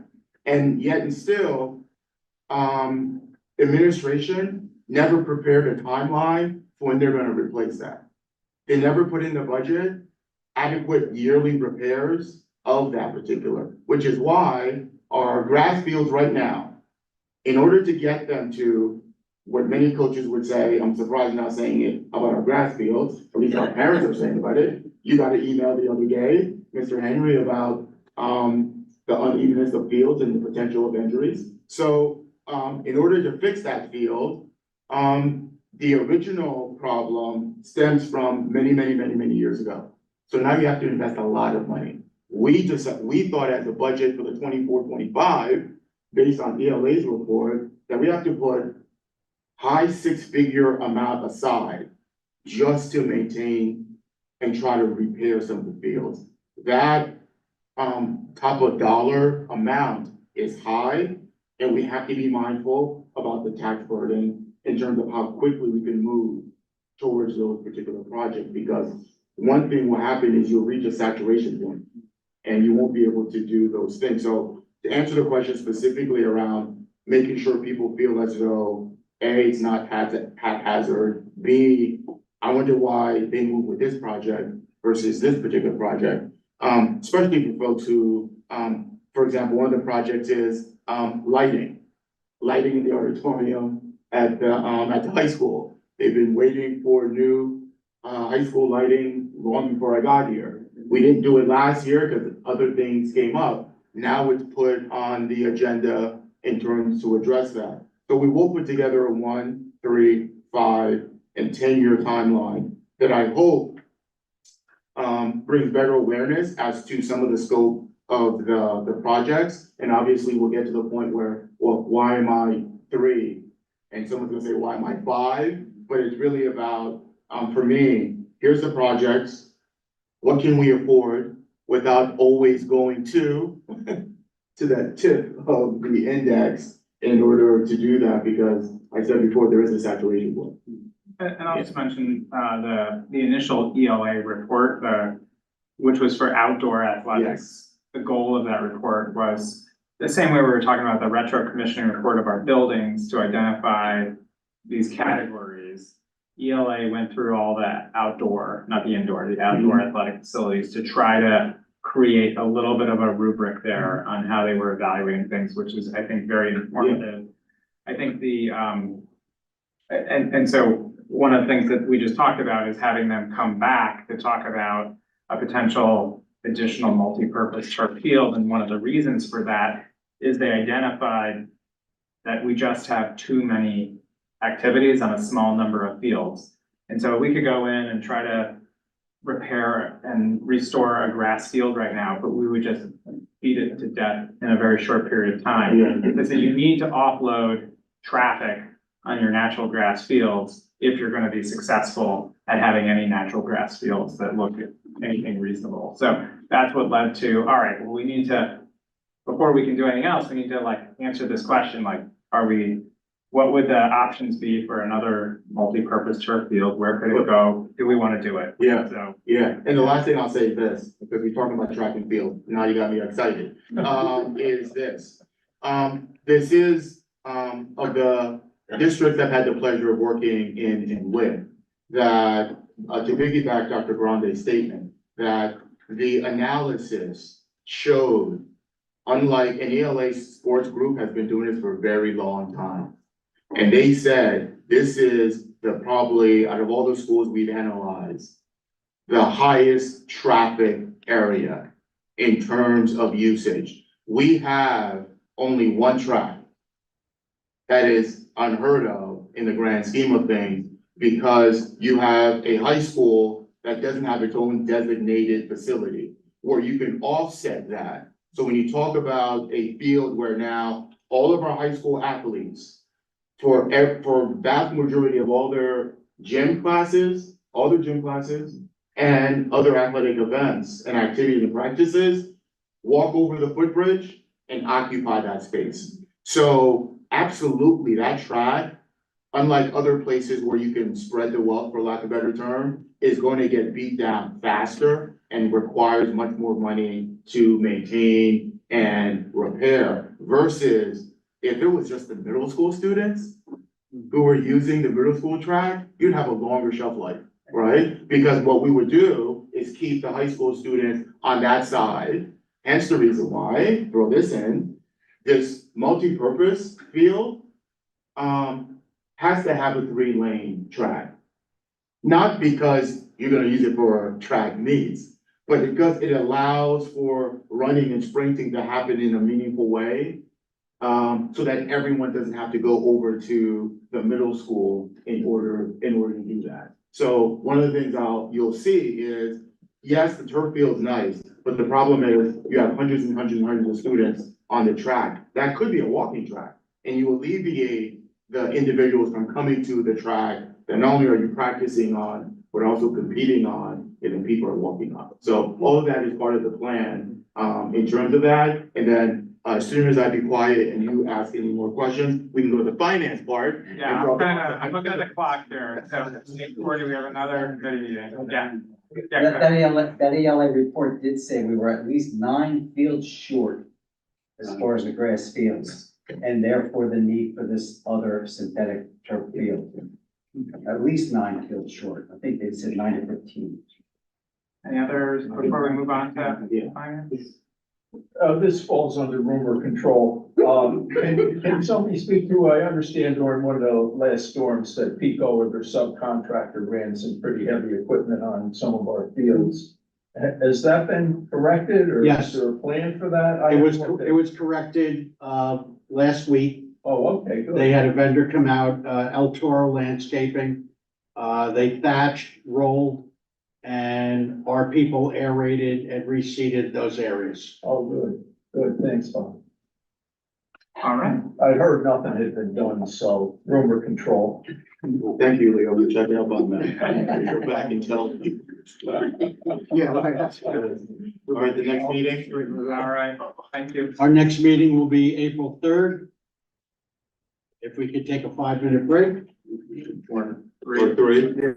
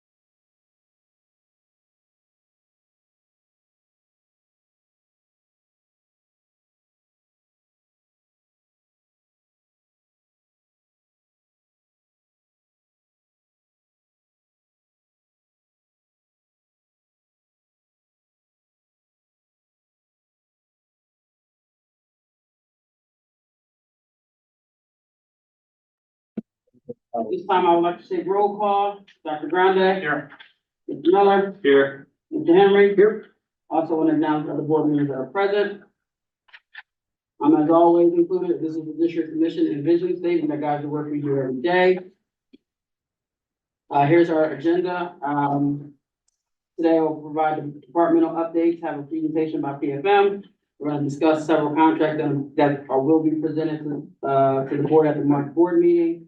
Provide 2023-2024 budget versus actual, and provide a timeline for the 24-25 final general fund budget. The committee had an opportunity to review the February 7th, 2024 minutes, and I have a motion to approve. So moved. Second, son.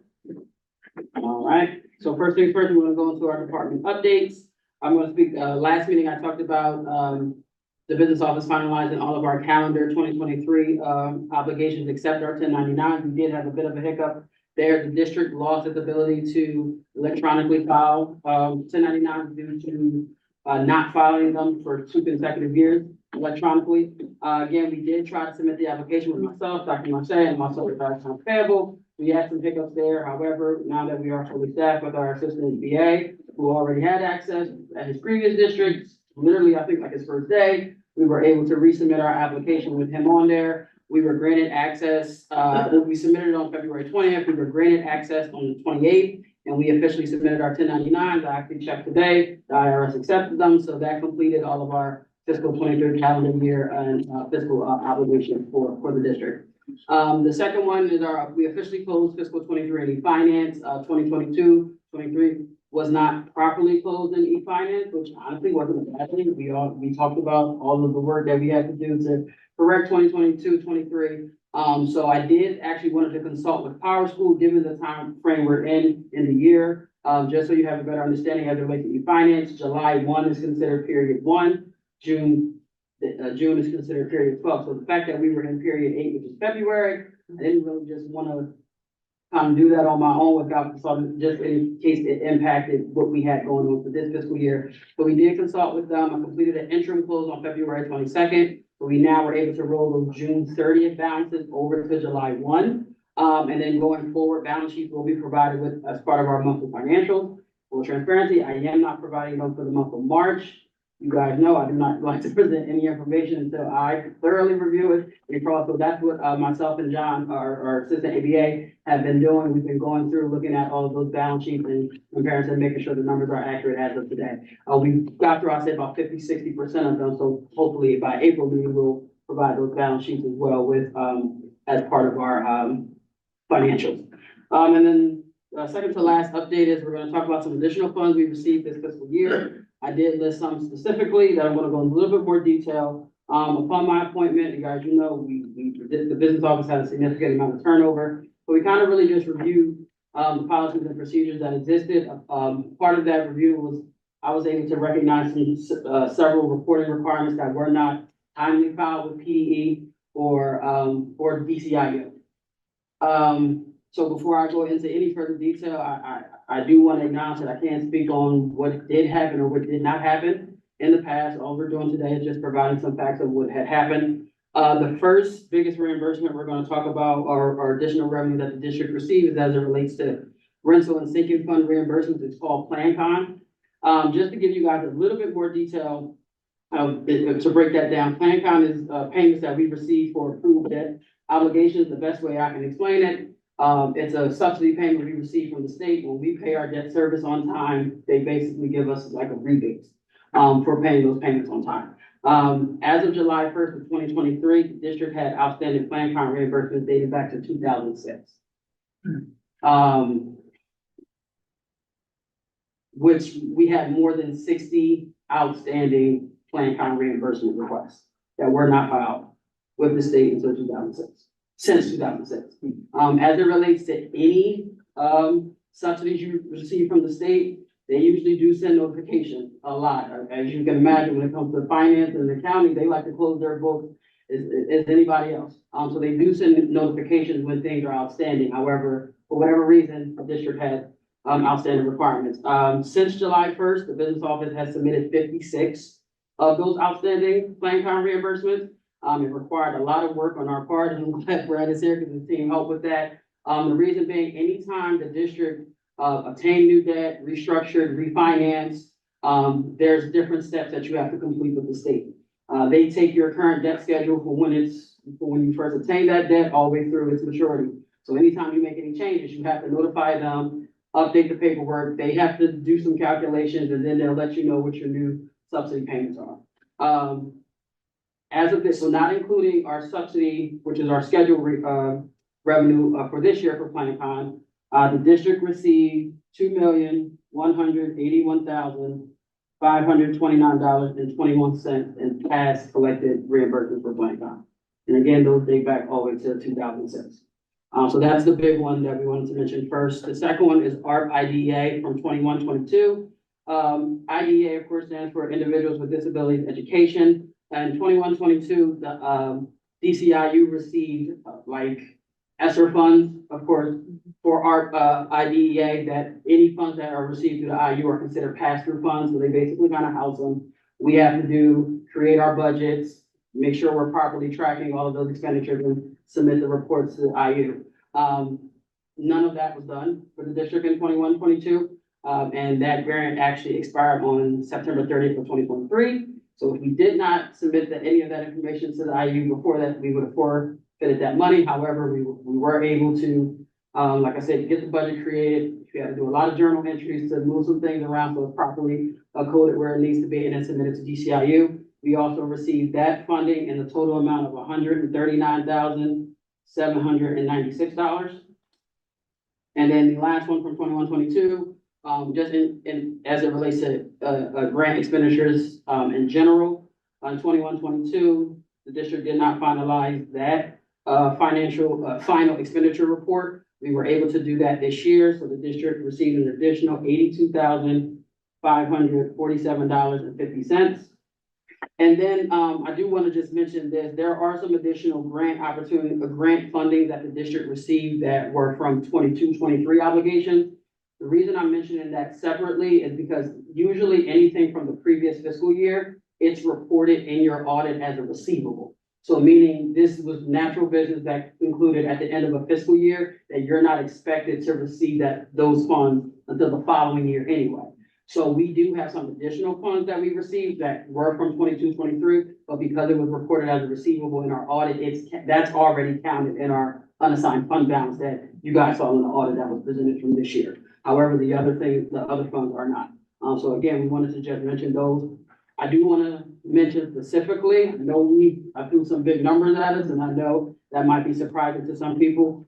When it comes to how to best utilize those funds, of course, we know the tax implications that come naturally from our community. So again, we want to be strategic with those funds, but we do have to be mindful of how we're using those funds. That is a one-time fluctuation of money. Again, these are funds that were due to the district dating back to 2006. You're not going to receive an additional $2.1 million in plan God. So you do not necessarily want to use those funds and tie them to legacy expenditures. What I mean by legacy expenditures is things that are going to reoccurring happen. So again, we do have to really be strategic, and that's the advice I'm giving to the board of how we utilize that money. But it is something to think about because it is additional revenue that the district was not planning to receive. And the last update here, this is more of a formality.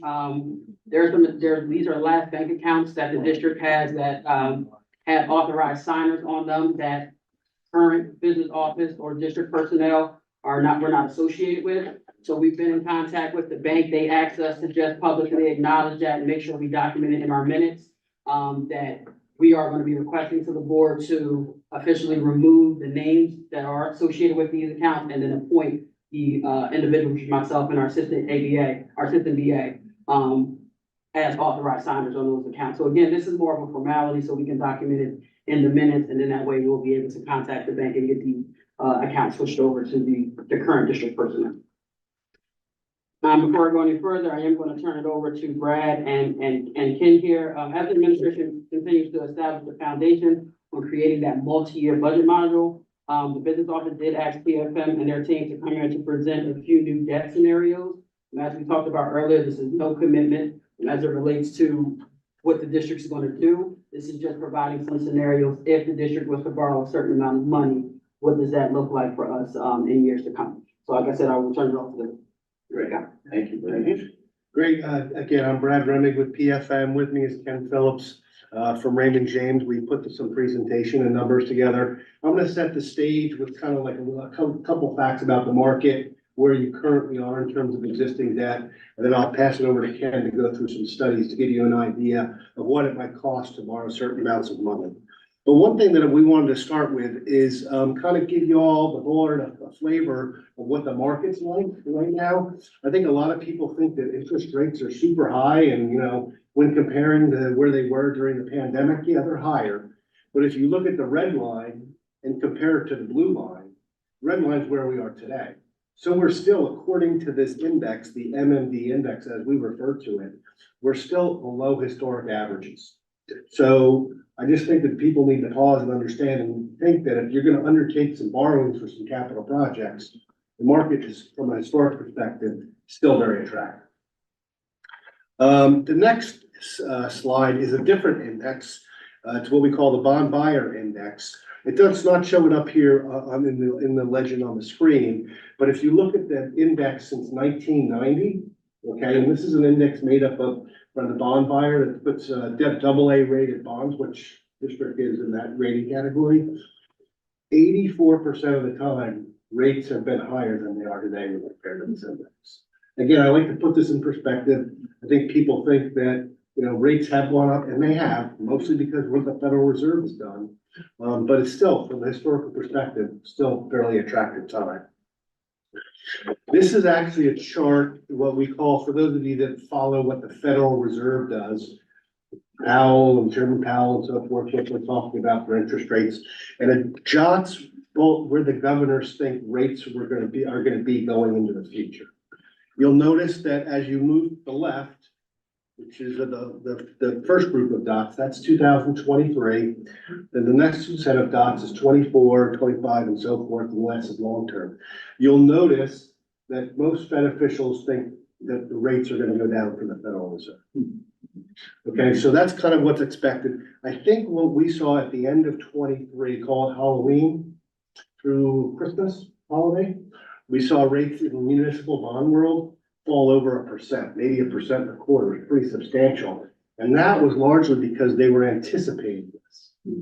Okay, so what I want to leave you with is that just when the Fed, if and when the Fed reduces rates, it doesn't mean that automatically municipal bond rates go down.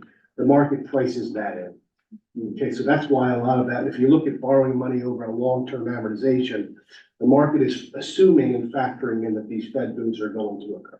Okay, what will adjust is when they do reduce rates, you're gonna see less on your interest earnings. Is the short-term rates and CDs and money market funds and things of that nature, they will go down when it actually happens. But when Ken starts talking about amortization periods and long-term debt, a lot of that is factored in at this point in time. And so that's the Fed. Let's see here. So, okay. So now before I get into some new numbers, we have to understand where your existing indebtedness is, okay?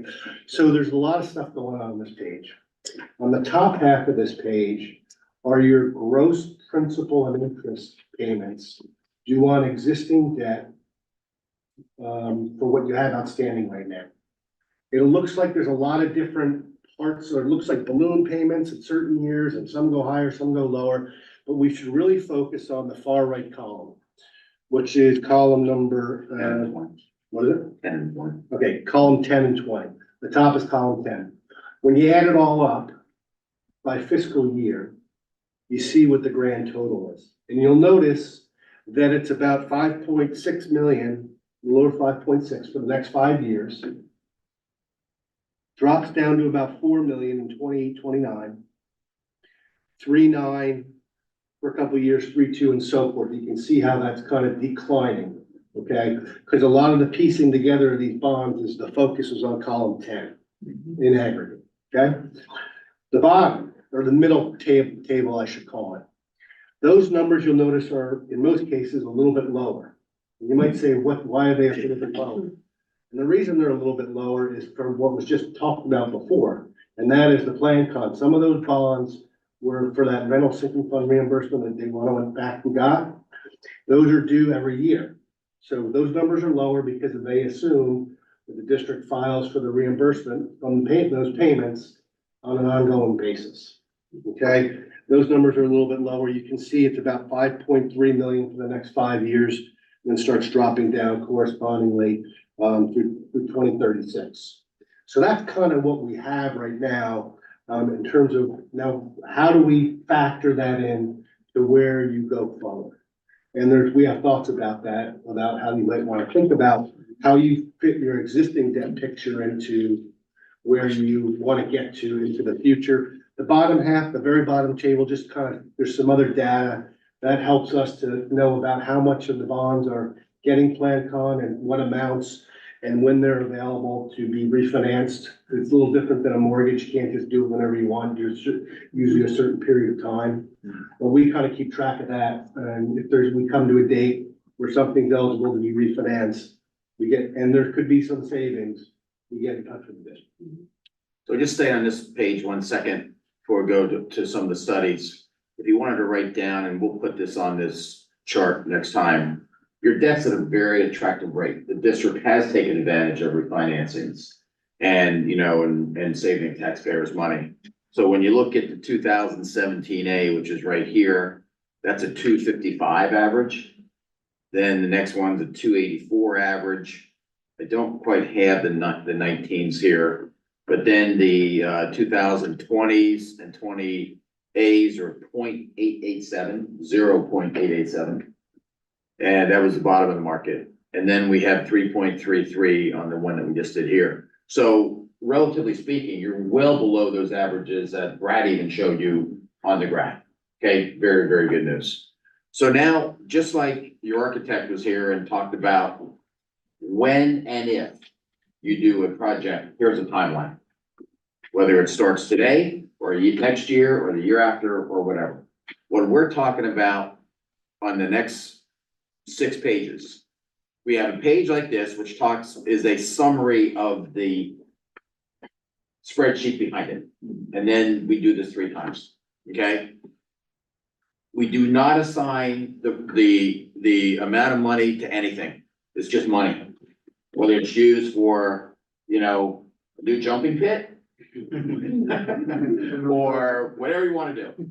The key is under Act 1, in order for you to get geared up for any project, and this is gonna tie in, dovetail, I'm sure, to the 10-year plan that you're about to see, is you need to start to put things in place because Act 1 restricts you per an index. Okay, so forget about some of the times you're gonna see here. We're on the next couple pages of, we say, a 2024 bond issue. It could be 2026. It could be whatever. It doesn't matter. It is, we're gonna focus on one column, and that is getting money in place. Okay, and that is if you take one thing away from our presentation today, it is, we know we have to do stuff. Okay, you've heard a great comments tonight, great presentation tonight. You know you need to do something. How do we get ourselves in position to do that? Okay, so the first slide is for 20 million. So it assumes, again, that we do issue in 24 and 25. That could be 25 and 26, 26, 27, whatever it means. You need 0.37 mils to do that over a period of time, of about 1/10 of a mil a year for 4 straight years, and we'll take a look at that. Okay? And then once that would happen, you would go from 5.3 that Brad just went through, debt service, to about 6.2. So let's look at what that means.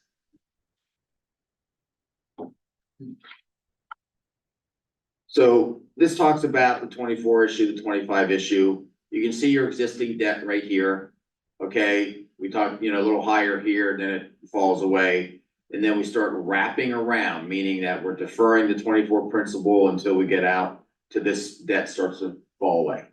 Under Act 1, that's pretty much how debt's financed now, pretty much the same way. So we come over, we add up what we need, we get to the new mills required for debt service, and we also then put that in a percentage. Okay? The key takeaway here is beginning in 24, 25. Regardless, if these all shift out 2-3 years, we don't care. All we're saying is that if you want to fund that amount of money over these next 4+ years, we would encourage you, if you said all we need is $20 million, that you're gonna go up 1/10 of a mil every year for the next 4 years. That would then posture you to basically be able to pay what you need to in $6.2 million. That's the takeaway. Okay, next slide. And again, we try to make it over a period of time, not just once, because we know you have other things in the index that you have to fit in. So now we're at 40 million. Okay, same idea. This is great narrative. Okay, in terms of, okay, we're gonna get 15 million, we'll get another 15 million, we have contingencies of 50 basis points, you need 0.72 mils, you go through all that math, and now we're at, okay, when you look at column 9 and column 11, now we're 0.14. So let's just round it to 0.15, make the numbers easy. So for $40 million, if you would commit to 0.15 mils a year, or it's about 0.52% of your index, you'd be able to fund $40 million. Okay? And this one's over 5 years instead of 4. And then we're just gonna go right to the next study, which is 60 million. So now, when you look at 60 million, we would say, okay, you're about 0.21 of a mil, which equates to about 0.78 from an index. The takeaway is, get started now. Okay? You have a lot of great conversation tonight on things that you would like to do. No one has a blank check, especially under Act 1. But when you're formulating your ideas for what projects you're going to do, how you're gonna do them, if they're pushed down 2 years from now, it doesn't really matter, because we would encourage you to start the bank deposits today. Because if not, then you're just gonna push this down further. And it's really a compounding thing. Okay, so Act 1 has made school districts better planners for projects, because your indexes are limited. Now, you're at the highest index, oh my gosh, since 8, 9, 10 years ago. So districts just like yourself who are looking at long-range projects, forget about when we're gonna get the money. But if you know you need to come up with $60 million of work, whatever that work's gonna be for, really start to put money in the bank today, because you're gonna need it over the next 5 years. This is a 5-year plan. Okay, so that's the big takeaway from tonight. Just like, you know, Jeff was here on the architectural side saying, hey, here's the timeline. You tell us when you want us to start, but you need 24 months, 22 months, whatever it's gonna be. We're telling you, regardless how much you're going to borrow, okay, let's start to put some money away, whether it's 1/10 of a mil, 0.15 of a mil, 0.2 or 0.2 of a mil. And let's commit to that, because when the administration comes to you and says, okay, you want this, they're gonna show you what the rest of the budget looks like. This is just a debt service component. But it gives you an idea. It's an arrow in your quiver of resources that, hey, we know we need to come up with 1/10 of a mil, or 0.15, or 0.2, if we want to fund this money over the next 12 years. So that's the takeaway tonight. One thing I just want to add for your perspective, we're looking at borrowing money on a tax exempt basis. And one thing that when you borrow money on a tax exempt basis, you need to reasonably expect to spend it within 3 years. So you couldn't fund the 10-year project that you were referencing before, but it's kind of like each year it resets. But this would probably cover, if you make the assumption that this does start this quickly, the next 5 years. Right? I mean, this probably would fund. So if you said over the next 5 years, there's 40 million to do, you can turn to the second slide that getting referenced and, get an idea of what that might look like. And we would not encourage you to do the first borrowing until you sort of have a laundry list of what that's gonna finance. There could be reasons you wanna do it now, because right now you can borrow at, let's say, 3.5 and invest at 5.25. So there's reasons that you would want to do it. But we're gonna tell you, until you have a plan, let's not embark on getting any money. But regardless of the plan, we would say for 24-25 budget coming up, start to put something in place. Great. Any questions? Well, Ken, actually, I appreciate you saying what you said, because I think people don't realize you have to start putting money in place, you know, what. My question, I guess, then will be, can you explain to maybe someone who watches this at home in a couple of days, why you put money in place now? How does that help you out? What does that do? Sure.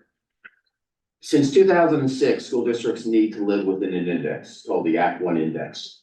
Sometimes that index is when rates were really low and the economy was low, as COVID was 2%, 2.1, 2.2.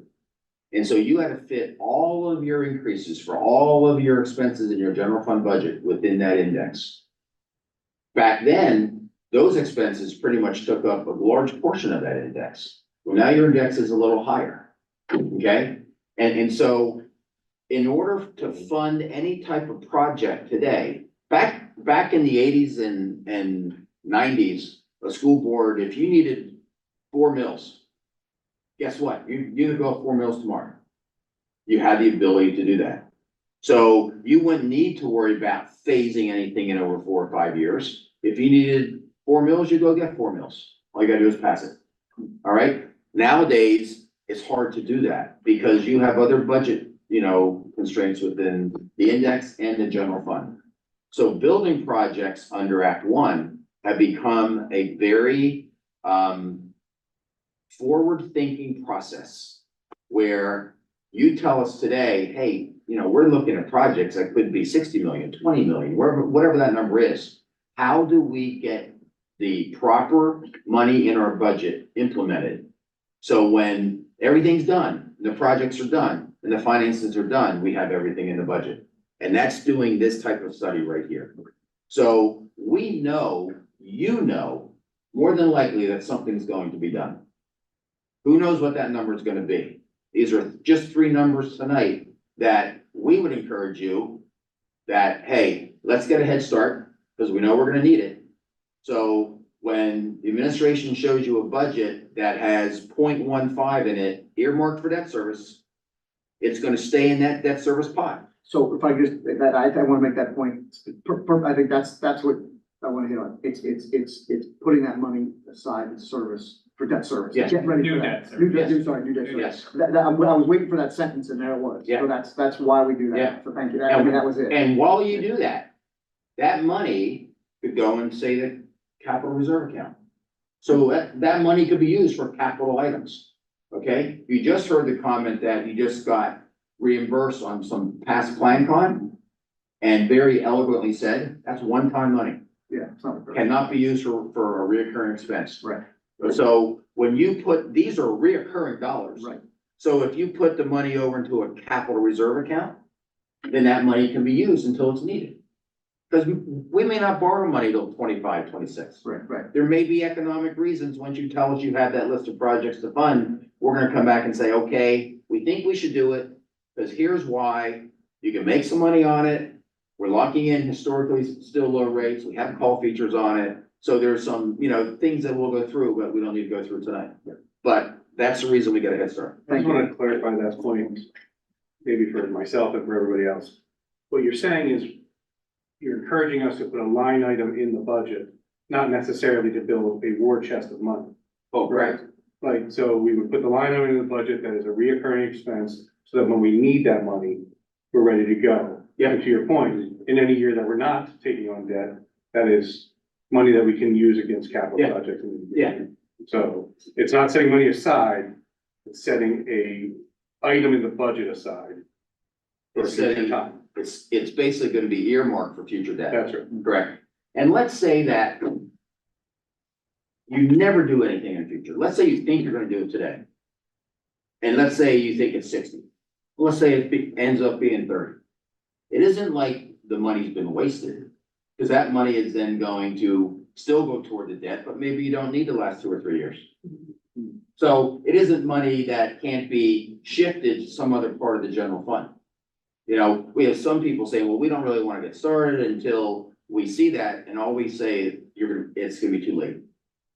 because you're gonna need to come up with a pot of cash somewhere to help offset that.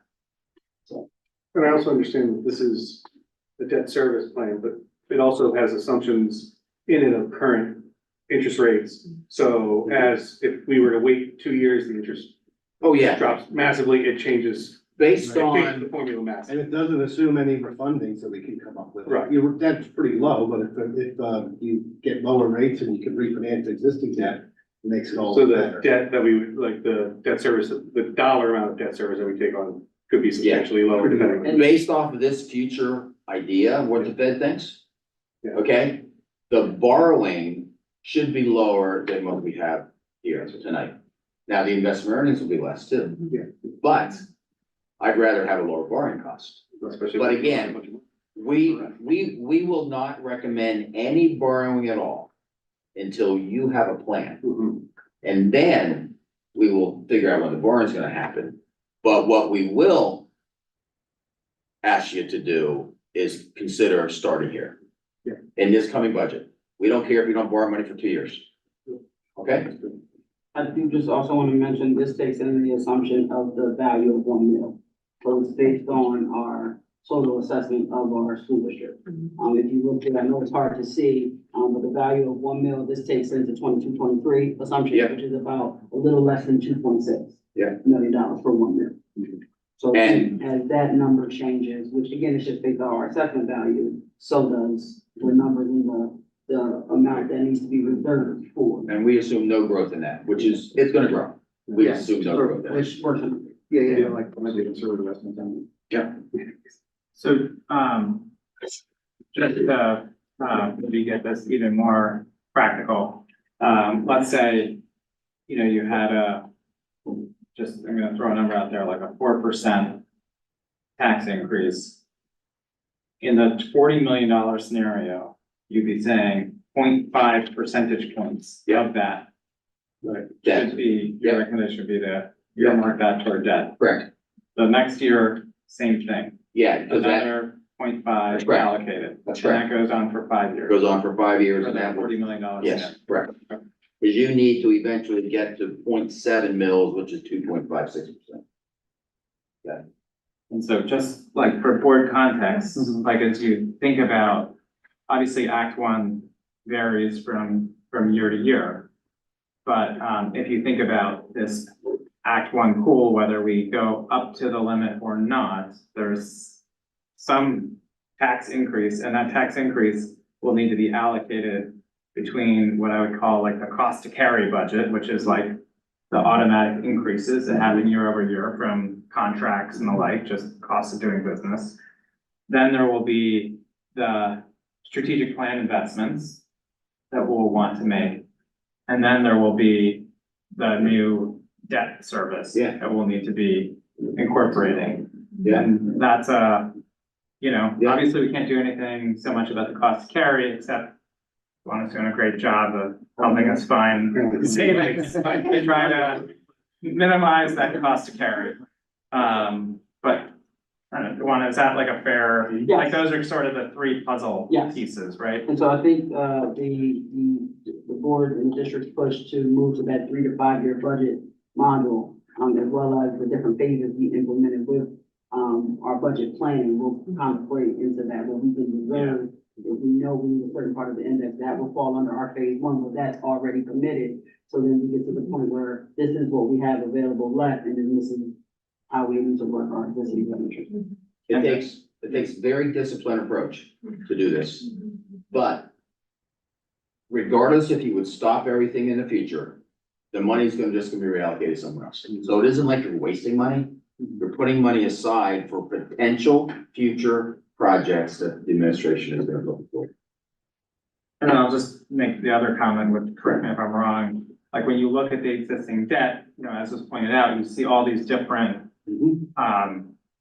debt service agreements basically have all these different timelines, but the goal is smooth, right? Like you don't want big ups and downs Right. year over year. So the idea is to create a debt schedule that doesn't involve a lot of year-to-year fluctuation. It's nice as we retire debt to see some of that come off the books, but we don't want a sudden bulge. Right, and It's a piece of Yeah. puzzle, you know what I mean? It's a puzzle you by law in Pennsylvania, we have to have level or declining.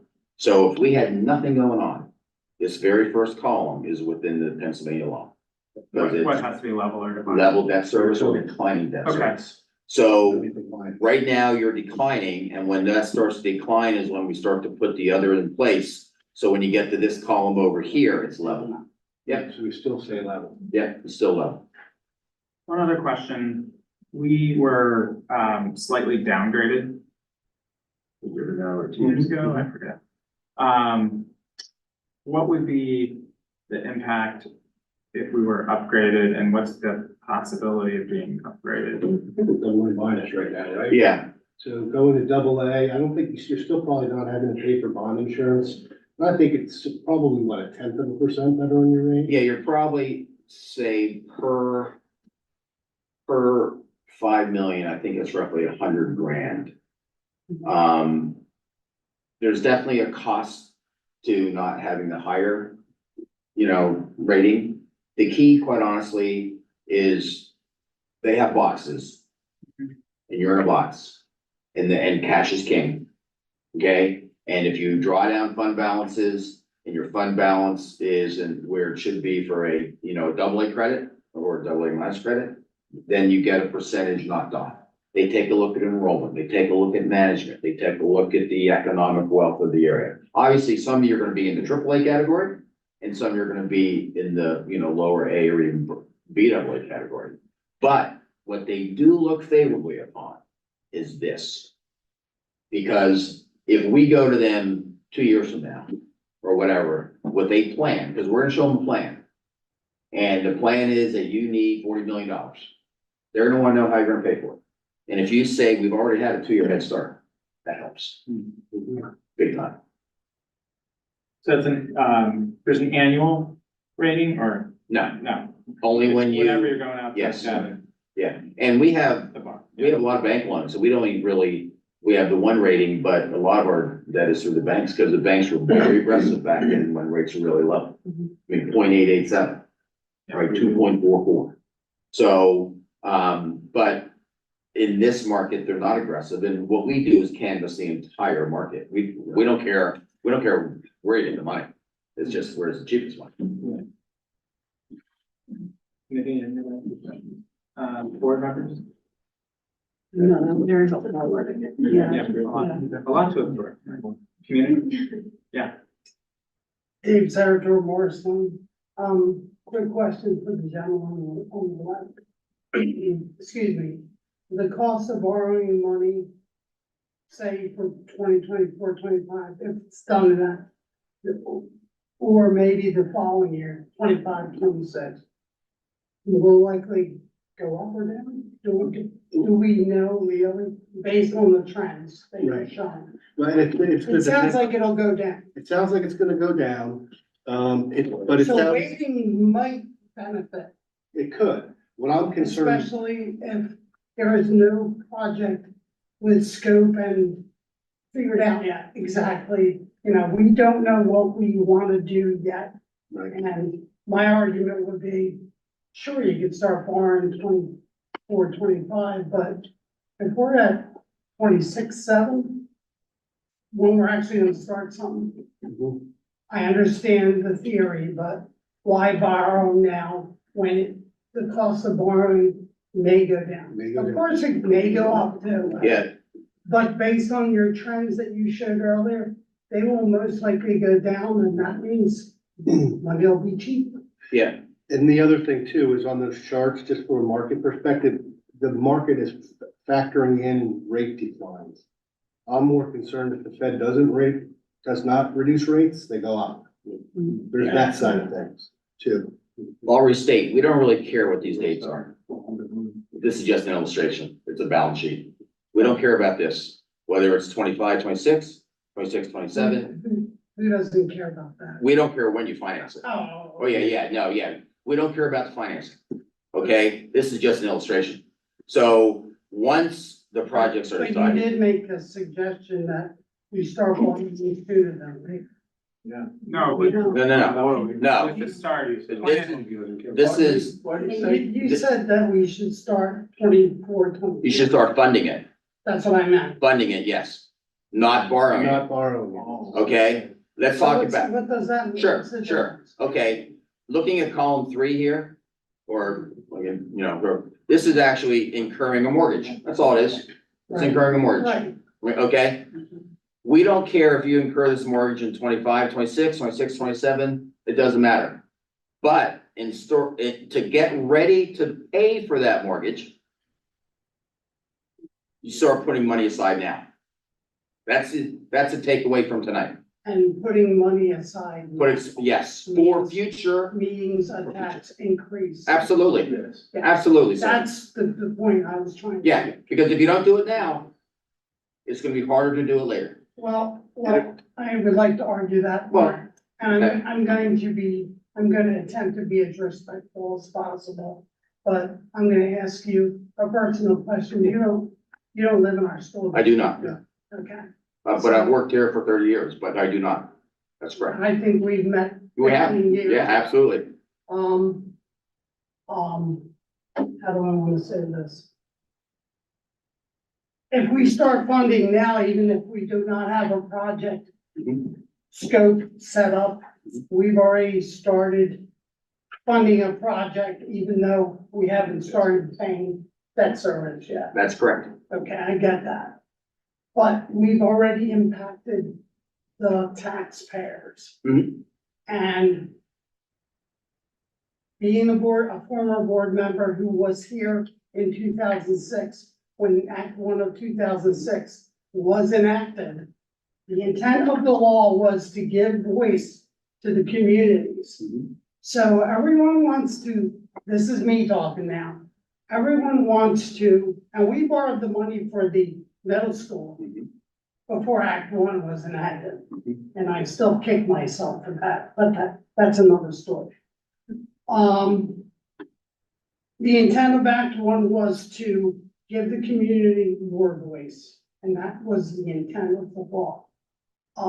And everyone that I've heard that consults this board or other boards that I've gone to meetings always tries to sneak in a tax increase in its attempt to make the final debt service more manageable, that we don't exceed the Act 1 threshold. I mean, ours is set right now at 5.3 for this year. I hope we're not gonna go there, but we may. And I understand like 0.5 could be of the 5.3. But knowing that we have a teacher's contract and a number of things going on this year, I don't know how we're gonna pay for it all. And if we start funding early, before we even really have a project, I think that's disrespectful, honestly, to the taxpayers. You're taking money out of their pockets.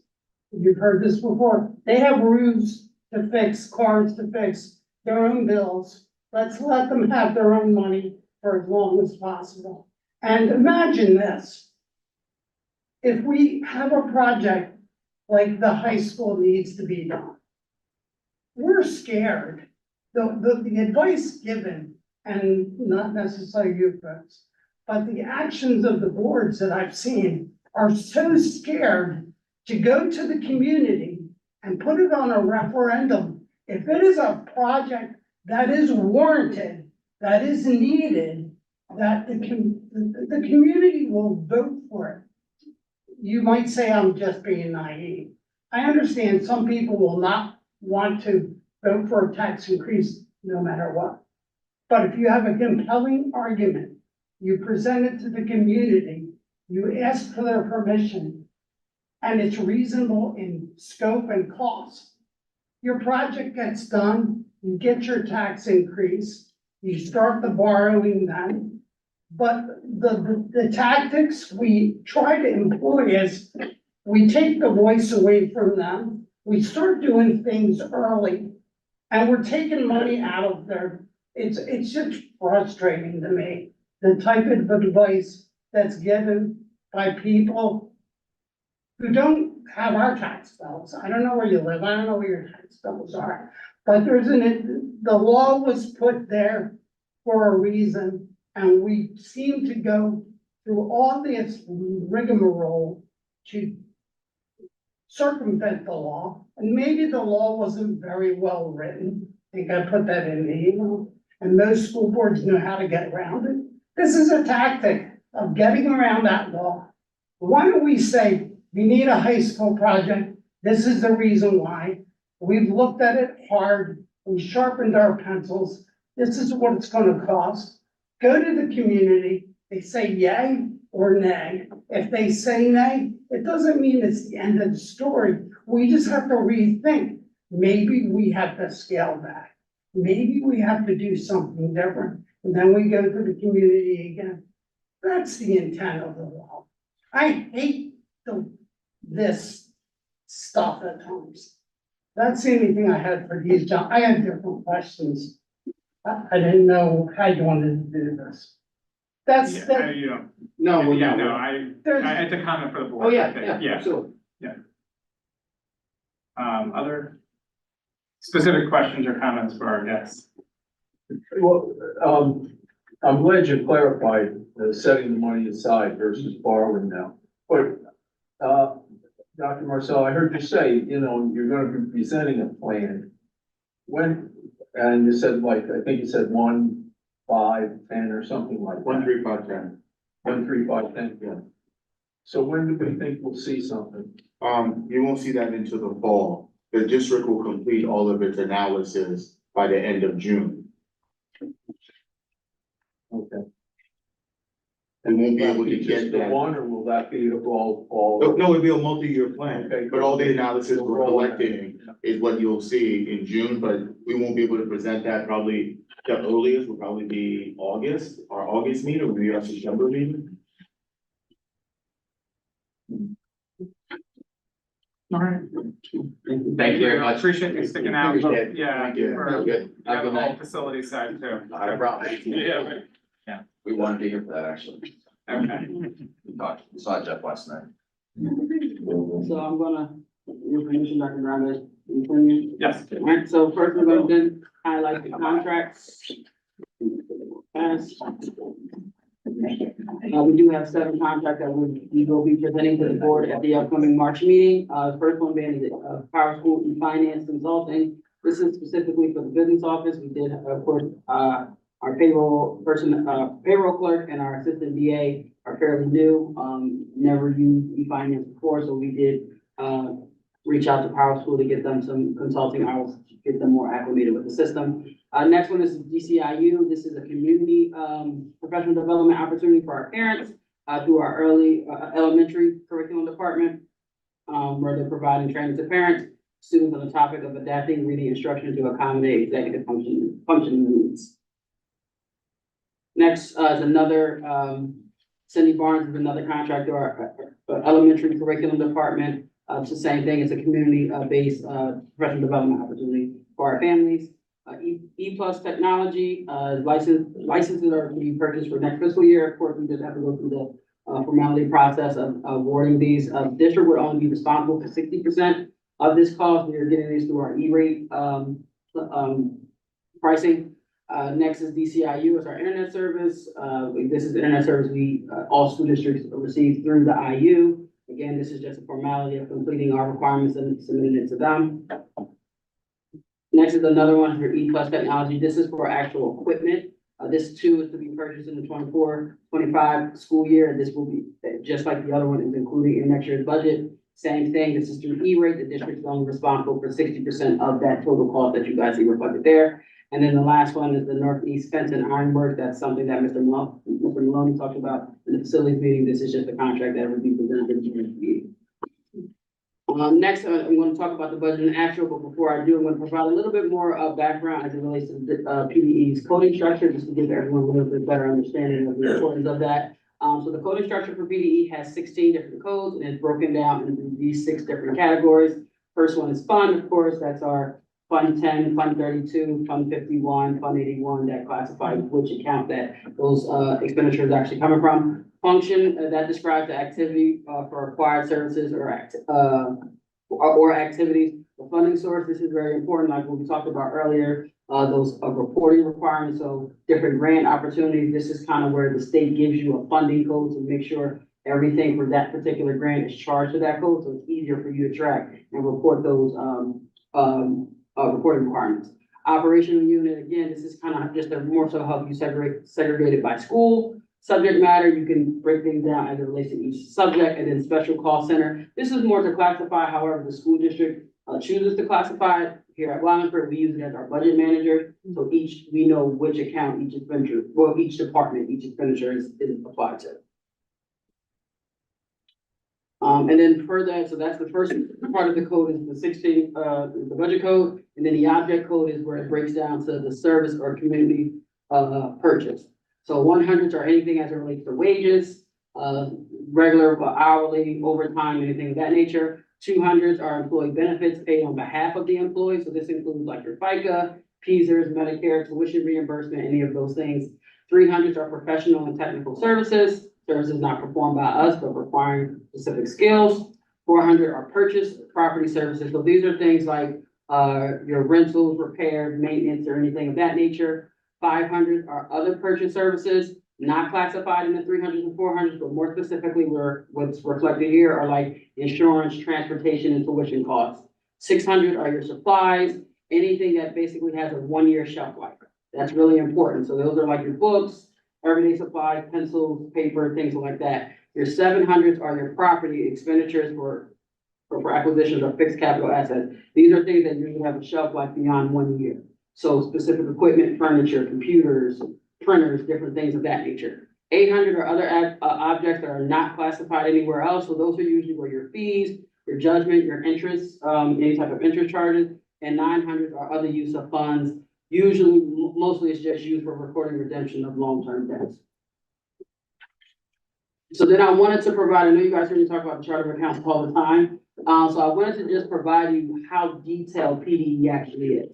So when we talked about that function code, overall, you might see 1200, but you see how specific PDE actually is. So we're not just talking about 1200s where this might be related to special education. It literally itemizes every single expenditure. So again, what I really like about this document is literally just a book. A lot of the time, I'll just search a specific word and it'll tell me what code it should be. So Is that your favorite reading? it is. You love that book. I do. It makes my job so much easier. Everyone has their own pathology.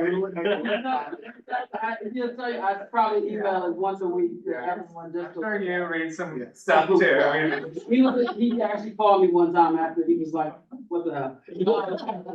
So, like I said, we wanted to itemize, I just wanted to give you guys an example of how detailed it really is. It really helps guide you exactly where things should be, expended. And like I said, this is just an example of the sub-accounts with the object account with 3 digits that I told you about. So again, it's not just insurance, right? It actually itemizes specifically where it should be. And again, when we talk about, I know the districts have talked about increasing different funding opportunities. When we talk about itemizing every single thing, there are certain grant opportunities that are specific for things, but if we're just lumping them together, we're not properly giving ourselves a fair opportunity to know, or how much revenue we'll actually need for certain things.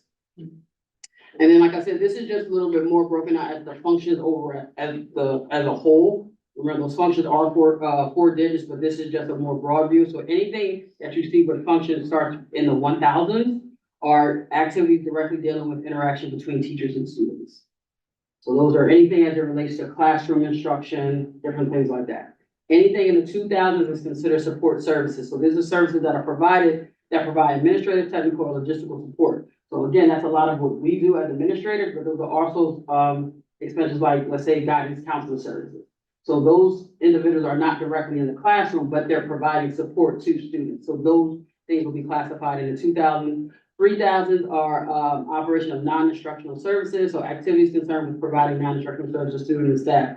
Activities, student activities, athletics, different things like that, food service. Like I said, those are examples.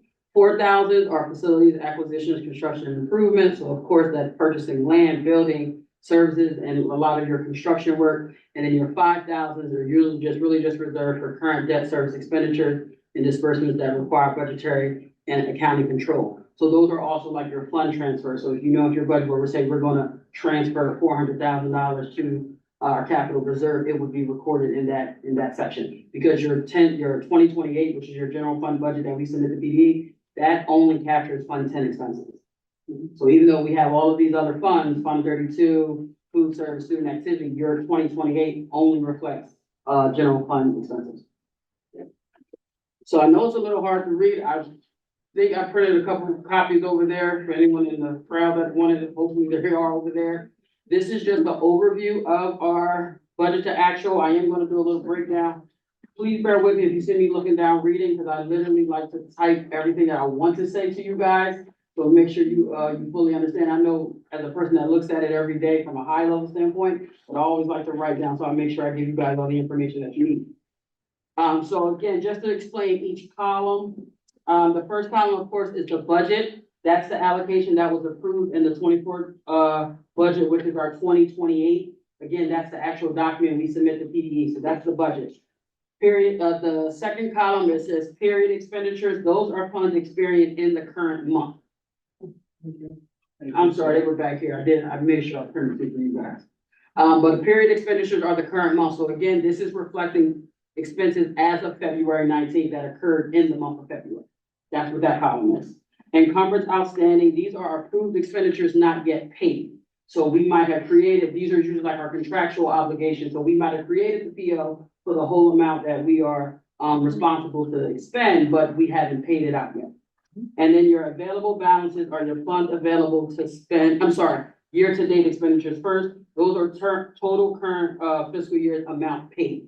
So that's including July through February 19th as it relates to this time period. And then your available balances are funds available to spend. That takes your beginning budget minus your encumbrances and your year-to-date. So you literally just take your budget minus what's encumbered and what we've already paid, that's the balance left. And then your year-to-date column, which is the last column, is the percentage of the budget we have spent as of the date reflected in 2019. All right. So like I said, this is reflected as of February 19th. As you can see, the district has expended it did expend 57.19% of their budget as of February 19th. There's a couple things I do want to mention. Percentages may vary. I know you may look at some percentages and see some things are higher than others at certain times. It's important to note certain things are required to be paid at certain times and others aren't. So if you look at specifically our debt service. Okay. So if you look specifically at our debt service, right, we have $6.5 million budgeted, and we've only spent $500, and I think it says $75,000. So you're probably, well, this should probably be 6.5 million. Our debt service is due November and May. In November, we only pay our interest payments. We pay the bulk of our debt service in May. So again, we've only expended in this particular column, the 800 is where our interest is. So we paid 44% of the interest due. Our principal payments aren't due until May, so we haven't spent any of that. A good example for you guys to notice is probably salary and benefits. Again, you're looking at our benefits are a little higher. You see we have 63%. But again, most of our salary and benefits are for teachers, and our salary portion is only at 48%. Well, our medical is due in July and September in full. We pay that to the trust. So we pay that in advance, and then they itemize and reconcile the bills every month. Also, our teachers don't start getting paid until September.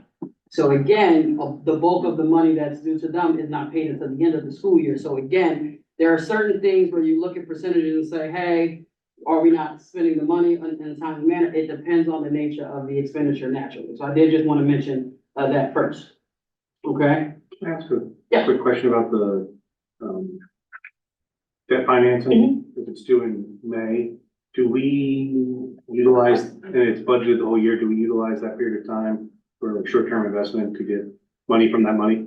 So again, our budget, the money that we collected is invested all year long. So like I said, we are earning interest on the money that's in the bank.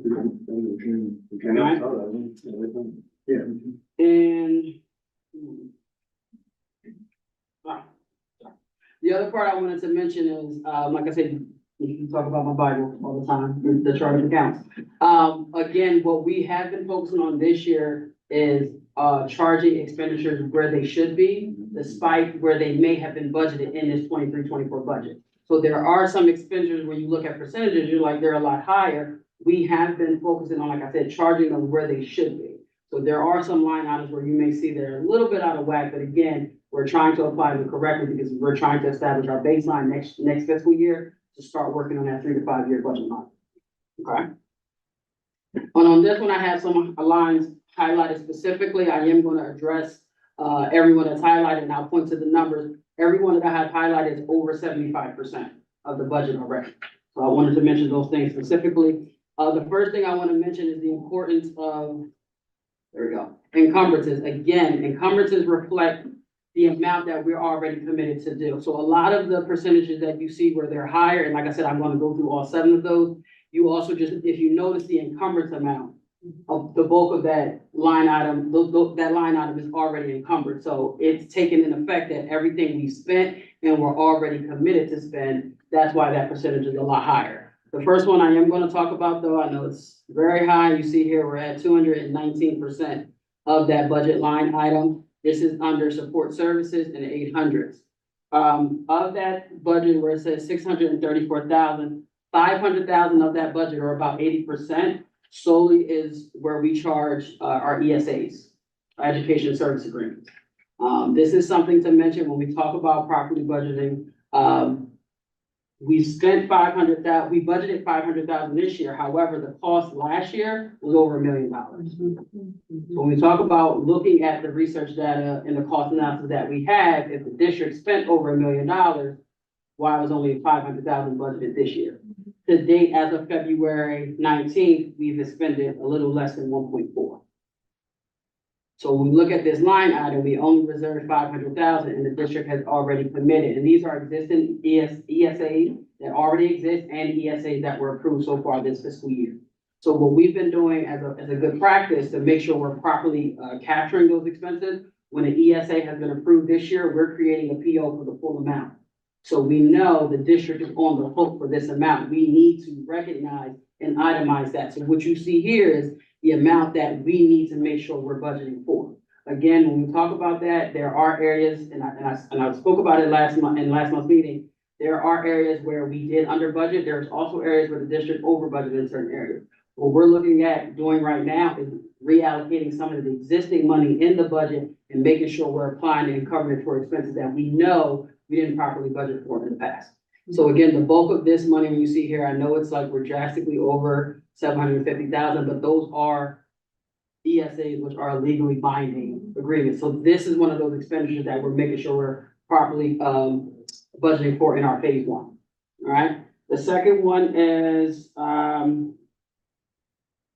if we go here, I'm so sorry. Where? Yes, I'm sorry, I should have put it one for myself. Number 2 is right here, where you see we're at 105% of the budget. Again, if you look at the overall budget is at 4.9 billion. We have 2.6 in encumbrances. So more than 50% of this is already committed that we know we have to pay. So overall, we are 5% on the budget, which is not necessarily the worst thing in the world, but again, we have already identified all of the costs that is associated with that line item. The other issue where we can add to the, why this may be over, occupational therapist for this year and last year was coded to 1290 when it has its own function code of 2420. So again, what has been coded here, which was charged here, was something that should be paid down here. So again, this goes back to the importance of coding. If I take away that $400,000, we're actually under budget.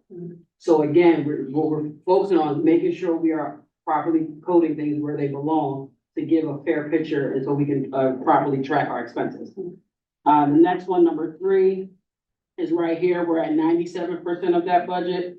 Again, if you look at the total, we're at about 2.6. We have about 41% or a little less than 1.1 million already encumbered. So we're at the full amount of what we will spend total in that that budgeted line item, and that brings us to 97%. So again, this is a line item where the full cost, even if we haven't paid it yet, has already been committed and identified.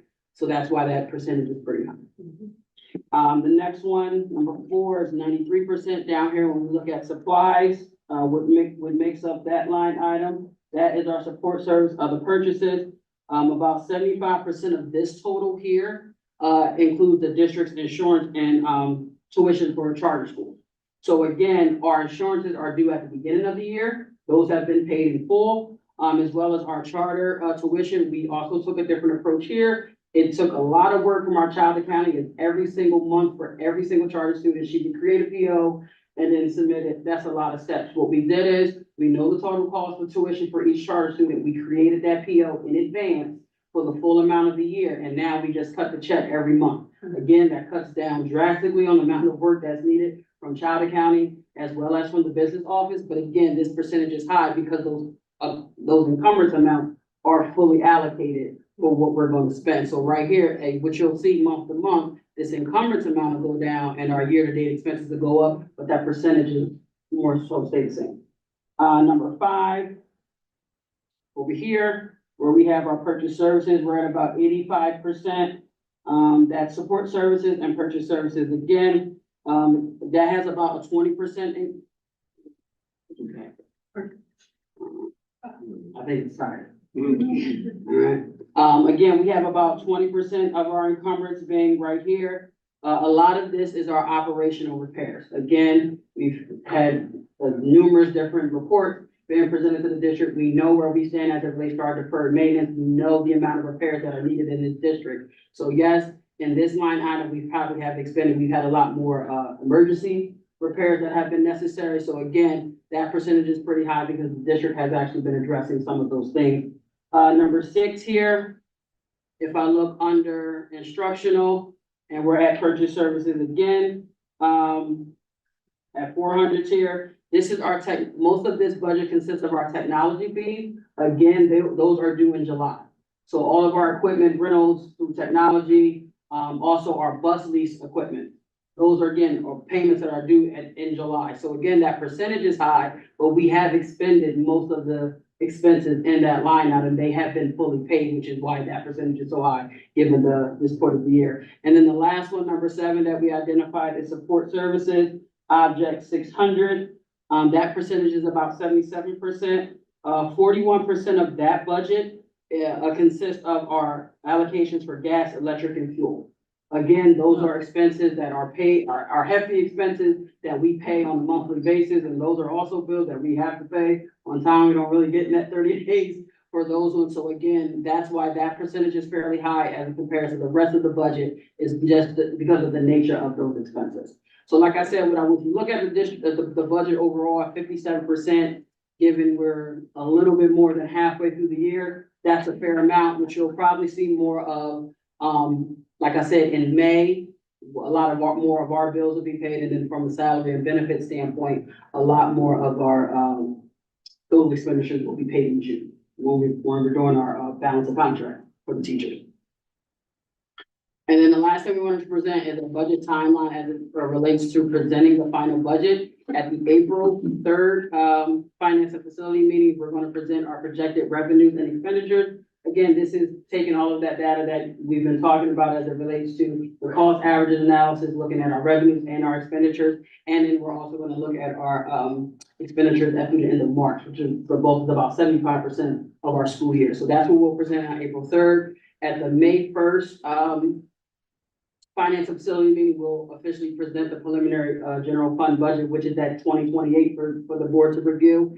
It'll also be a board meeting focus topic at the meeting on the 28th. And then on June 5th, we plan to present the final general fund budget in that 2028 form for the board as well, with it being a focus topic at the June 17th board meeting. Do you have any questions for the board? Sorry. I don't have any, just thank you, Duane. That was very educational. I appreciate that. Thank you. Well, thanks. Yeah, I don't know if I'm as much of an enthusiast as you are, but I love it. No, I think I don't have anything else, other than just to reiterate to the board, again, it will be the May 28th meeting where, just folks haven't been through before, there's an actual vote that happens on that preliminary proposed budget. And then there's another vote a month later at the June board meeting, which is the vote on the final proposed budget. So that's the voting that, and ultimately it's that June vote, which is the final determination of where we land. So Other board members, any questions or comments? But, I just want to thank you for what you walked through, for the explanations, and the detail with checking at everything. It's really not something that I've seen in the entire time that I've been on the board, so really, really, really thank you for the attention to the detail, which is a ton of work. Any comments from community? Yeah. David Sartor, Morris County.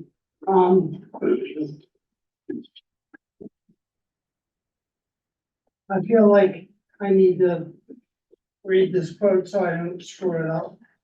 Because it's the way I feel sometimes when addressing the board and not in administration at times. And it's a quote that was associated with Albert Einstein, but I'm also told he actually never said it. And the quote is, the definition of insanity is doing the same thing over and over again and expecting different results. And the reason why I say this, at least David and, well, the older board members, have heard me, I'll use the word complain for a number of years now. And I was always taught as a young man that you don't necessarily have to give people your respect because they're older than you, they're more important than you, they make more money than you. But respect is earned. And the reason why I say this, I mean, we've found, and I know it's not your fault, but it's more of a reflection on, the board members, that we can have people's names associated with bank accounts that have been retired for 13 and 11 years, and we're fixing the paperwork now. Why should I ever expect anything different from the business office when it comes to accuracy of any numbers? When I was on the board in 1997, guess what we first did? We went through the same exercise you're going through now, putting things where they belonged. And we seem to have to do that every couple of years. So I'm going to be really rude and say, if there's anyone that is left that works in the business office that hasn't been replaced, why not? Because apparently they don't know how to do their jobs. I don't get it. Mediocrity just revisits the business office over and over again for the last 8 years that I've been around. There's no reason for me to ever give anyone my respect because you found $2.4 million since 2006, the year I got off the board, because people didn't do their job. Now we have 2.4, whatever I added on. I am thankful that you found the money. Thank you very much. I very much do appreciate it. But speaking at least for the seniors, I don't know about everyone else. I mean, that's money that could have been used to fix the track or do other things over the years, or maybe lessen the blow of the tax increases over the years. In this present year was the fact that we were supposed to apply, and I forget, David probably knows the number, apply a certain amount of fund balance to reduce the tax increase for the year we're presently in. Did we in fact do that? I think it was $100,000. It was actually a board action, so we did do that. Yeah. But was it on the presentations when we did did I miss it? I guess my point is, sometimes we don't communicate amongst ourselves to make sure we're all doing the right thing. And it's quite evident to me. I mean, we've kind of thrown the business office under the bus a number of times in the last 3-4 years. And we kind of did it again today, and it's good that we did because we found money. That's always a good thing to find money. But my point is this. I don't know how much more begging. I'm at the point now where I think I may be done coming to meetings. I know I'm just a pain in your side. But I'm trying to educate maybe a little bit. And also trying to share at least this senior citizens.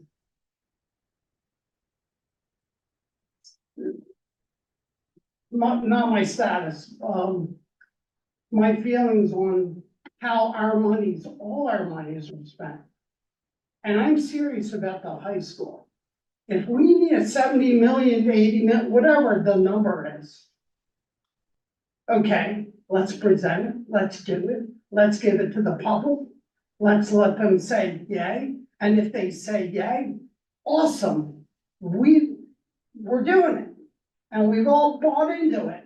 But those gentlemen tonight wanna do it in a more sneaky way by starting with a little bit of money, so we don't have to borrow this big massive amount.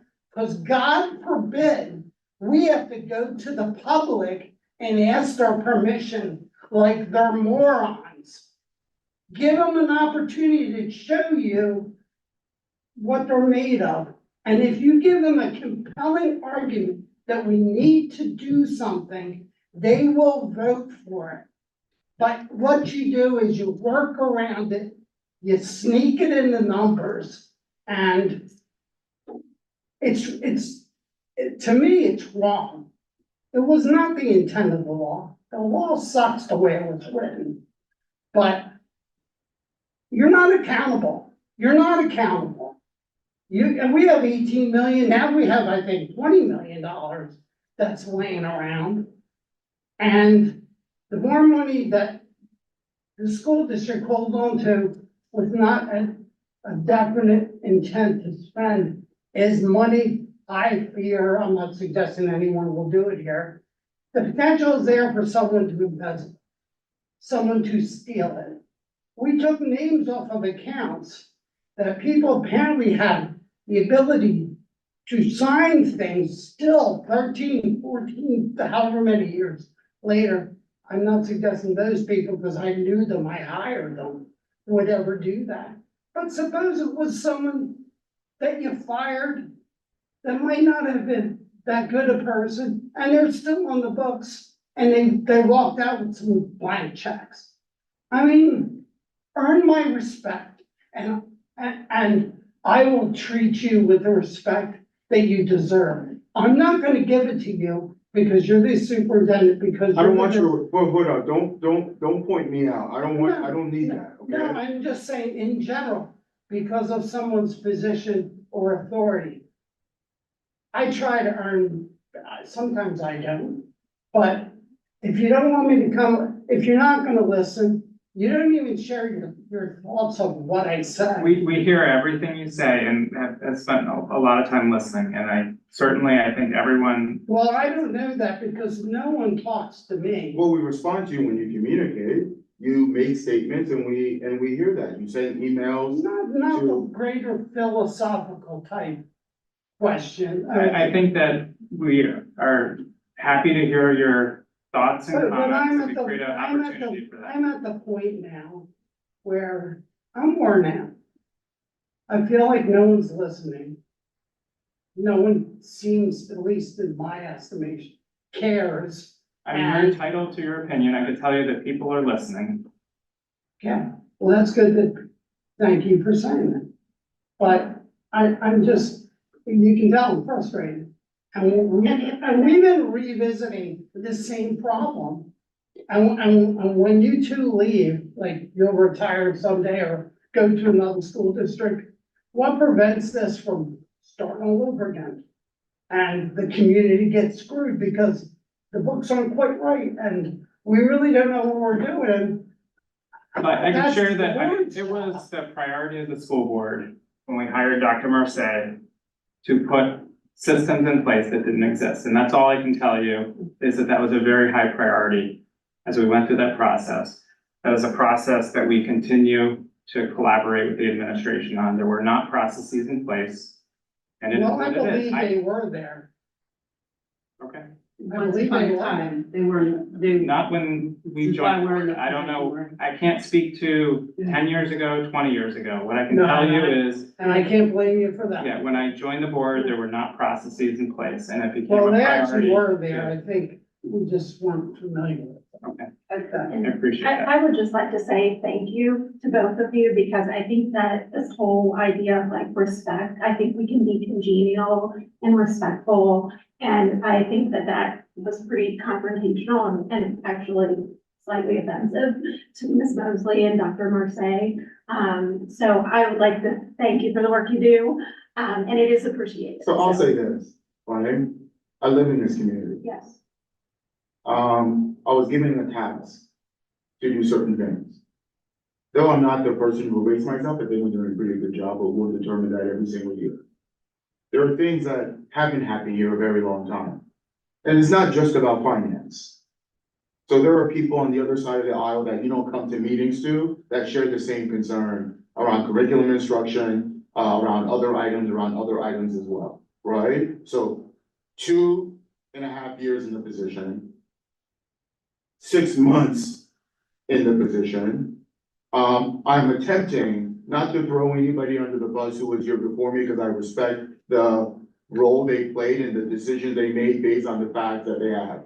What I do, because of my pedigree, is to come in, identify what excellence looks like, and put things into place in order that there are systems. So, because I'm a very prideful person, and proof is in the pudding, I don't like to talk Me about, too. I don't like to talk about what I'm gonna do, I just make it happen, right? You track my athletic career, I don't talk. I let my records speak for themselves in terms of that process. And that we're putting systems into place that whether they were here or not, they were here, weren't being followed with fidelity whatsoever. And things that weren't put into place, because we're going all the way back to 2006. If they were there in 2006, 2007, 2008, 2009, 2010, those folks would have done them. Apparently they weren't into place, right? And when you have people who are qualified to come in and unpack that, this is what happens. You start uncovering those things, right? Because it takes multiple people to do that, because I can't go into the books myself. I can ask critical questions of individuals who were in those positions to say, what's happening, how is going on? So at the end of the day, I will let, when we transition, when this person leaves, and this person, leaves, that the things we've laid and put aside and passed the baton, I can guarantee you, is gonna be light years ahead in where I found it, right? In terms of that process, because of my legacy. To say, you know what won't happen is someone coming in here after me, after her, saying, I can't believe they weren't doing these things. I can't believe this wasn't, in place. So at the end of the day, there are a laundry list, and one document is 237 pages. One document is 1,400 pages of deferred things that needed to be addressed that were not. I said to this board, and I'll say this community, that turning things around is equivalent to either you're turning around on a speedboat or turning around in a cargo ship.